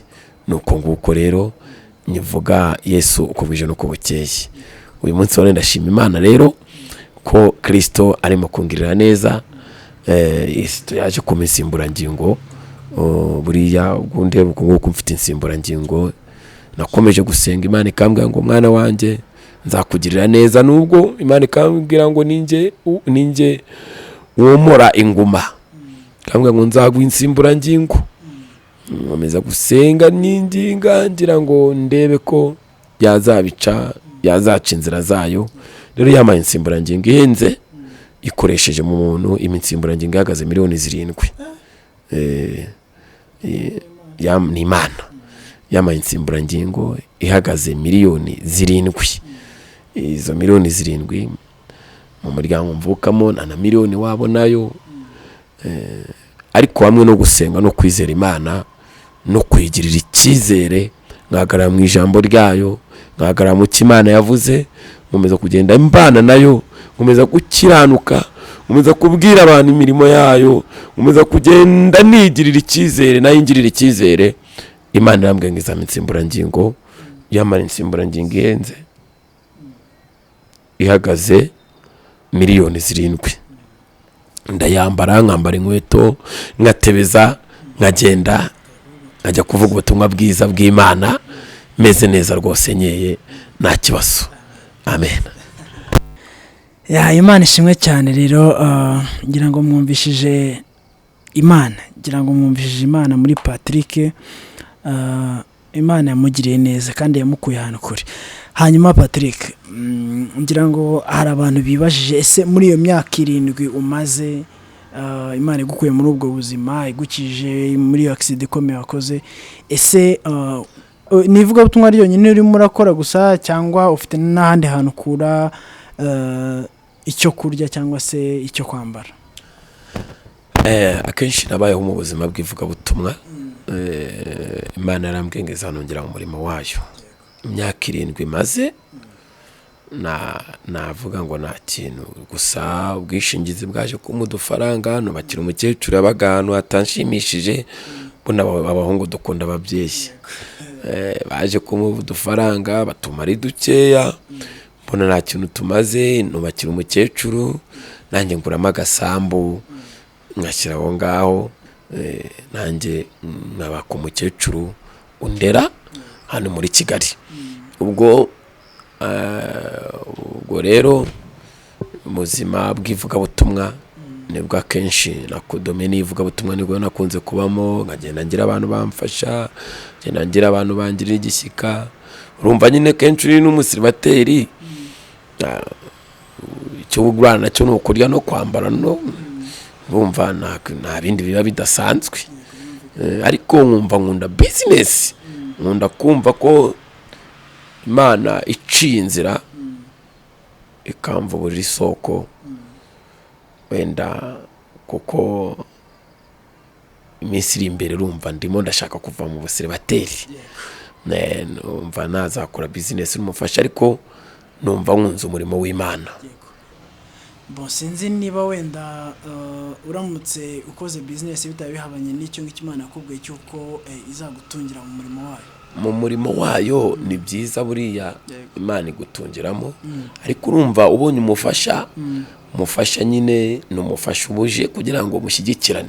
Urumva ushobora gukora business mukiga umushinga mukawuhuriraho mukabona amafaranga agakora ukaba mu murimo w'Imana mukabona n'ibibatunga mugatangira no gutekerereza abo muzabyara ejo hazaza. So n'igihe utagiye mu murimo ukaba wamufasha ubuzima bugakomeza gutyo mugakomeza kubana gutyo, kandi no kuba wakora ntabwo byakuraho gukora umurimo w'Imana. Ni ukuri pe ni byiza ugize umugisha ugakora n'umurimo w'Imana biba byiza cyane, biba byiza cyane.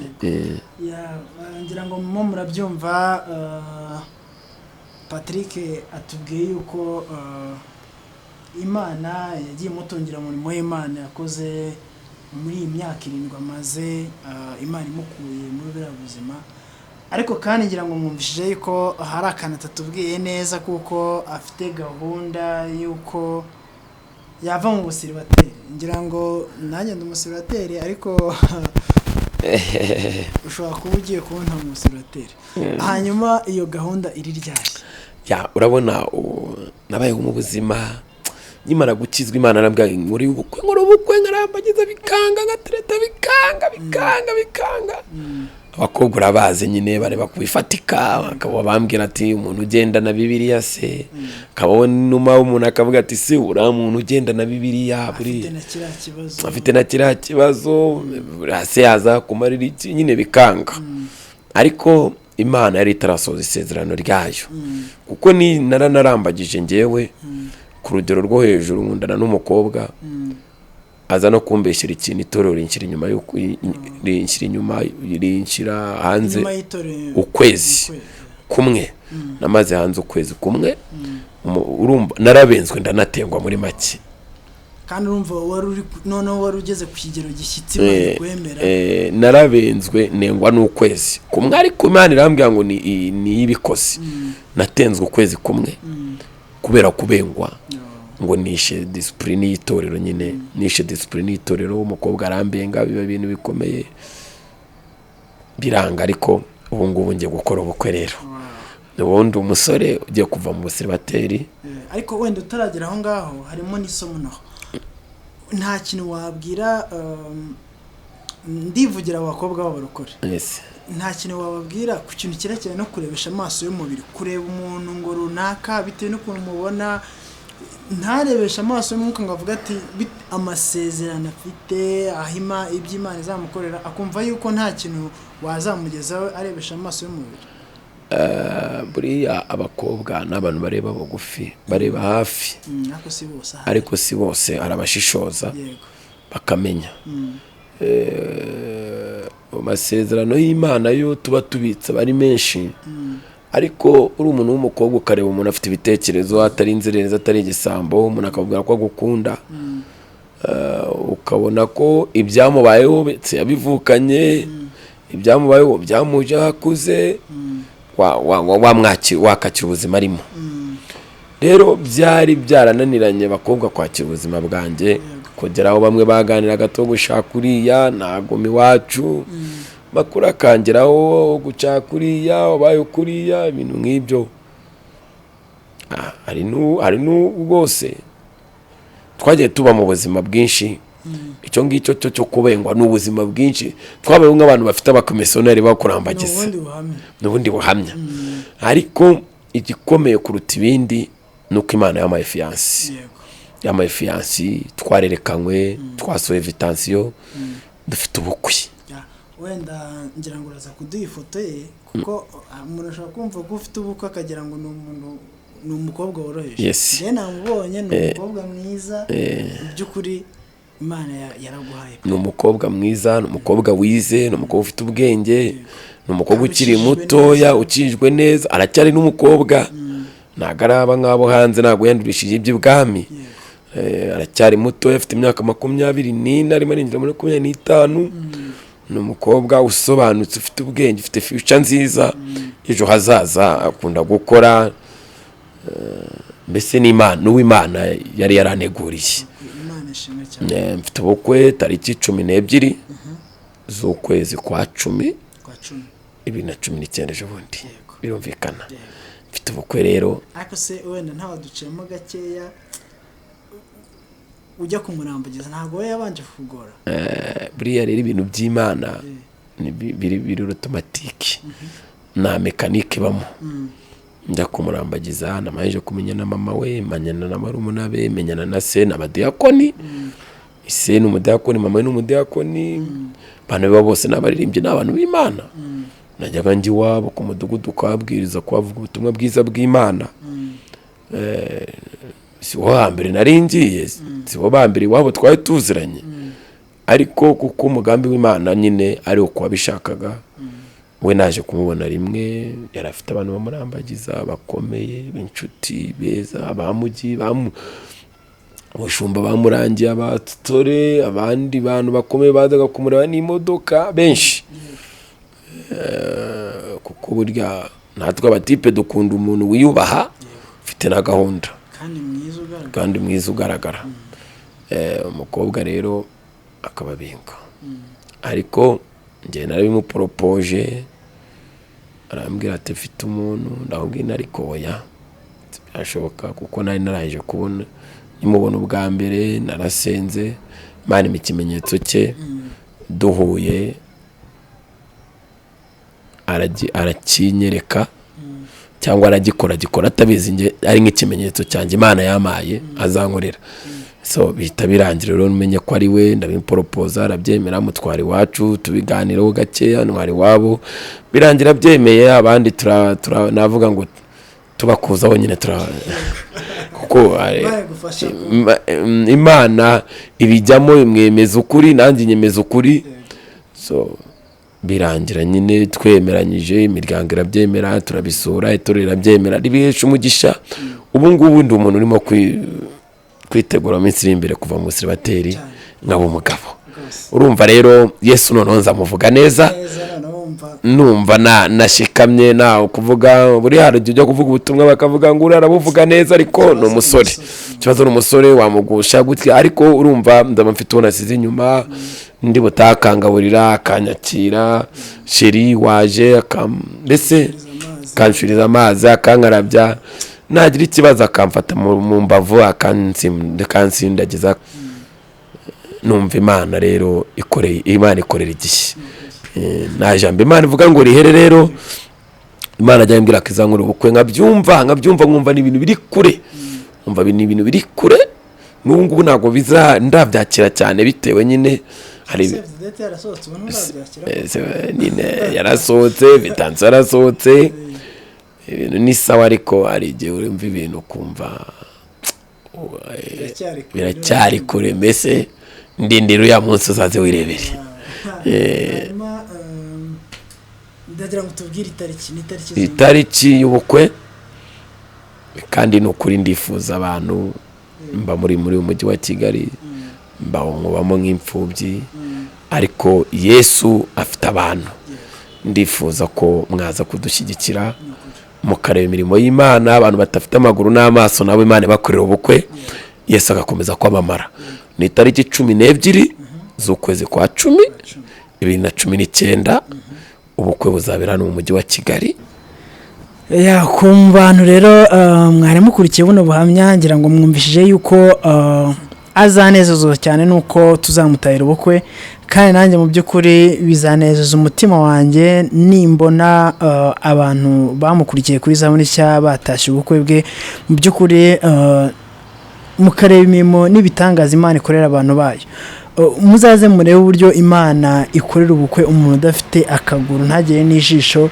Imana ikamukorera ubukwe bwiza, ikamuha umugeni mwiza, ibirori bigataha. Nukuri bizaba ari byiza cyane. Hanyuma Patrick, ku muntu wumva agize umutwaro cyangwa se akumva yiyumvishijemo yuko yagushyigikira muri uru rubanza uri gutegura muri iyi myiteguro y'ubukwe urimo, yakubona gute cyangwa se iyo nkunga ye yabasha kuyinyuza he kugira ngo agushyigikire muri iyi myiteguro? Birashoboka cyane yuko yagutera inkunga azahaboneka, wenda akazakuzanira gift cyangwa se akazaza kwifatanya nawe mu birori, ariko biranashoboka cyane yuko wenda yagutera inkunga ariko atazaboneka, cyane ko abantu baba badukurikiye harimo abantu batuye mu bihugu byo hanze, harimo abantu batuye kure cyane ku buryo byagorana cyane yuko bagera mu birori byawe. Ese bakubona gute? Biroroshye.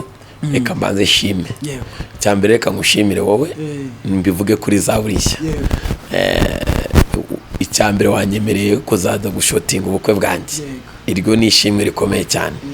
Buriya ni ikintu nari ndimo nsengera vuga Imana ucuburyo inzira bizagende neza. Ndagushimiye rero imbere y'aba bantu bose babyumve ko uri umuntu w'Imana kandi ibintu wakoze Imana izabiguhera umugisha. Kigeretse kuri ibyo mfite telefone ngenderwaho zanjye nkoresha WhatsApp, ukora Facebook, nkoresha WhatsApp, nazindi mbuga nkoranyambaga nkunda gukoresha cyane. Nomero yanjye wenda sinzi niba nayitanga. Nimero yawe ukoresha kuri mobile money na Tigo. Nimero umuntu ashobora guhamagara ahagukeneye. Nomero ikunda kuba ari official cyane ni MTN. Ni 07 8 8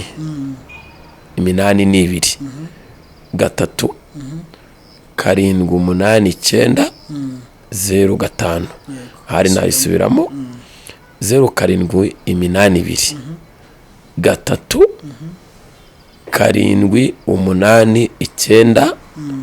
7 8 5.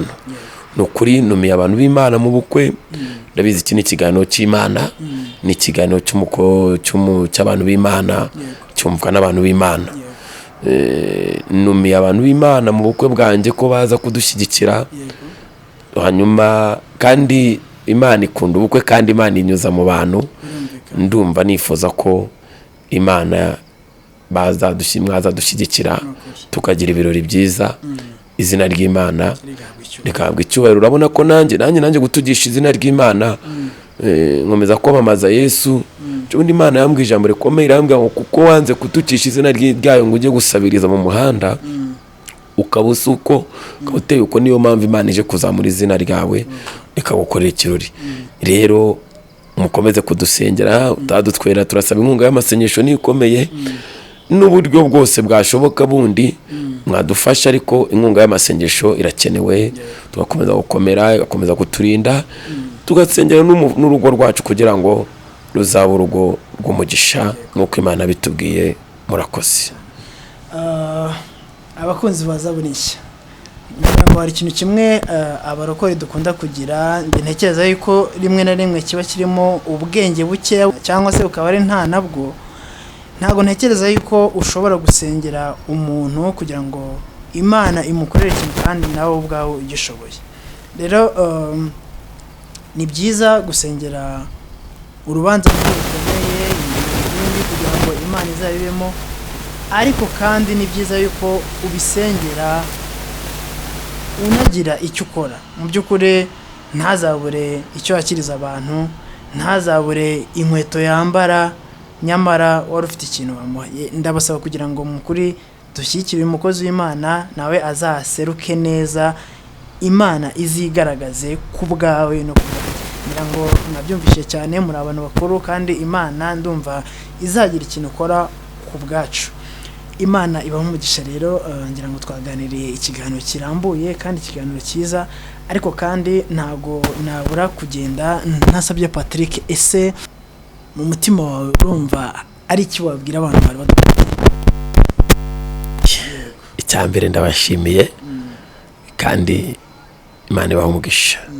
Umutima wanjye ikintu gikomeye kirimo nuko nababwira ngo Yesu akunda, bakomeze bamukundisha umutima wabo wose, kuko Yesu aracyari ku ngoma. Yavuye mu gituro, igituro kirarangaye, yatsindiye ibendera riracyazamutse. Kabiri, yatsindiye isoko ryo kuturengera. Abera be bamukomeze bamwishikameho, bamushikamisheho umutima. Abera tuzataha. Igihugu twateguriwe kirahari. Uyu munsi wa none bumve buri muntu wese udukurikiranye, Yesu yicaye iburyo bwa Se, afite urwabya rw'amasengesho twasenze. Wumve buri muntu wese wasenze Imana. Haleluya. Yesu afite urwabya rw'amasengesho rw'amasezerano. Iyo rupfunduye ruvamo imibavu ihumura neza, rukamuhumurira, akamanurira abera bamwizeye. Rero igihe nk'iki ngiki buri umwe wese utwukurikiye yumve Kristo ko amasengesho yasenze amubereye nk'imibavu ihumura neza mu gihe nk'iki. Ni ijambo ry'ubuhanuzi numva Imana impaye ku mutima wanjye. Yesu amanuwe no kuza kureba abera yahamagaye akabatsindishiriza. Igihe nk'iki ngiki yiteguye kubagirira neza, bahumure bamukomeze umutima. Nanjye urabona ukundi nguku naramwizeye, njya mfasha abantu benshi bakomeye, nkagenda hirya no hino mfasha abantu mbona ndusha n'ubumuga, nkagenda mbaha ubufasha, nkagenda mbaha mbabwira ngo Yesu agira neza, nkakora umufuka namfite sengisa tukayagabana, hanyuma ubuzima bugakomeza. Ndabwira abantu rero ngo Yesu aracyari ku ngoma, nibahumure. Amen. Ku bantu mwari mudukurikiye kuri Zaburi Nshya, tunejejwe cyane nuko mwabanye natwe kuva dutangiye kugera dutoje, kandi umutima wanjye uranezerewe cyane yuko byanze bikunze muri ubu buhamya hari ikintu wakuyemo. Ndongera kubibutsa yuko uko waba umeze kose, uko waba uteye kose, Imana iragukunda. Ndongera kandi kukwibutsa yuko udakwiriye kumva yuko ntacyo wamarira umuntu mu gihe wumva yuko ufite Kristo muri wowe ukiri muzima. Nkuko mwabyumvishe rero, Patrick yatuganirije bihagije. Ni ukuri Imana imuha umugisha, ariko kandi nawe wongere witekerezeho, wumve wongeye kugirira Imana icyizere yuko izakugirira neza. Rero turabashimiye cyane kuri Zaburi Nshya kuko mwabanye natwe. Ugize igitekerezo wumva ugize muri wowe, watwandikira hasi ahantu abantu bandika commentaire ukakitubwira. Turabisoma buri munsi, tukamenya icyo dukwiriye gukora, tukamenya icyo dukwiriye kureka, kandi tukumva n'inama zanyu. Ikindi, mu gihe wumva hari ibyo wifuza kutubwira bitari ngombwa yuko n'abandi babibona, ngira ngo haba hariho nimero yacu hasi ya MTN ndetse n'iya Tigo. Nabyo ngira ngo mujya mubikora, turabibona. Izo nimero zose ziba kuri WhatsApp, kandi ngira ngo bijya bigenda neza, tugashyigikirana muri uyu murimo w'Imana. Witegereje neza ubona yuko hariho na email. Hari abantu mukunda gukoresha email, ngira ngo nabyo tujya tubikora tukaganira, kandi byose n'ukuri bigenda neza. Rero turabashimiye yuko mwabanye natwe. Ikindi kandi ndabikwibutsa yuko mu gihe waba utarakora subscribe, wayikanda kugira ngo hajye habaho kukwibutsa yuko hari ibintu bishyashya twabagejejeho. Kandi ikindi, mu gihe ubona hari ibyo twabahaye bikabanezeza, mukumva birabafashije, mujye mwibuka mu bisangiza abandi kugira ngo dukomeze gufashanya muri uyu murimo. Rero Imana ibaho umugisha cyane. Ngiye mwari kumwe, nitwa Ntaganzwa Plaisir, umukozi w'Imana. Twari kumwe ni Patrick. Nongera kwibutsa yuko mu minsi iri imbere kuri ya tariki yatubwiye, itariki 12, tuzaba turi kumwe nawe mu bukwe, kandi Imana nidushoboza ikaba ikiturindiriye muri ubu buzima, ngira ngo tuzabagezaho ubukwe bwe uko bwagenze, kandi ndumva nize ntashidikanya uko hari abo tuzahurira. Imana ibaho umugisha, nawe ubutaha. Mana ikomeye, Mana nziza, si umwami wacu Kristo wa Nazareti, Imana y'urukundo, Imana y'imbabazi, Imana y'ubuntu bwinshi, Imana ihambaye, Imana nyamana, Imana ayalazefo, Imana twizeye, Imana twiringiye, Imana yatumenya abantu bataratumenya, Imana yamuhamagaye Aburahamu ikamwita Aburahamu, Imana yakuye ubwoko bwayo mu gihugu cya Egiputa, Imana yatumenya amazina, imana nyamana, imana itari sekamana, imana itari ikigirwamana, esala, imana itari ryangombe, imana itari sharote, imana se twahungiyeho bikemera, imana yadukuye kuri kontwari twarazikundaga, imana yadukuye ku nzoga ikadukura ku itabi, ikadukura mu magambo, ikadukura mu busyeyesi n'ubusambanyi. Imana nyamana, turagushimiye kubw'uyu munsi, turagushimiye kubw'uyu mugoroba. Haleluya, turagushira ibinigiri ya fo, tugushimiye kuri imana ifite ubutware n'ubushobozi, tugushimiye kuri imana ifite ubudahangarwa, tugushimiye kuko wari uri kera n'uyu munsi ariko kiri, tugushimiye ko icubahiro cyawe muzagisangira. Nuko wavuga amashimwe yawe, umuririmbyi araneza uravuga ngo watewe n'urukundo rukomeye, nukuri ngo uritanga barakubamba ko ari ukugira ngo undonke. Ndagushimiye ko wapfuye ku bwanjye, nanjye uyu munsi wa none nkaba nitwa umwana w'ibwami. Uhimbazwe Kristo, ushyirwe hejuru. Ngushimiye ku bw'iki kiganiro unkoreye aha hantu kuri uyu mugoroba, aya masaha. Ndagushimiye ko unkoreshereje ikiganiro.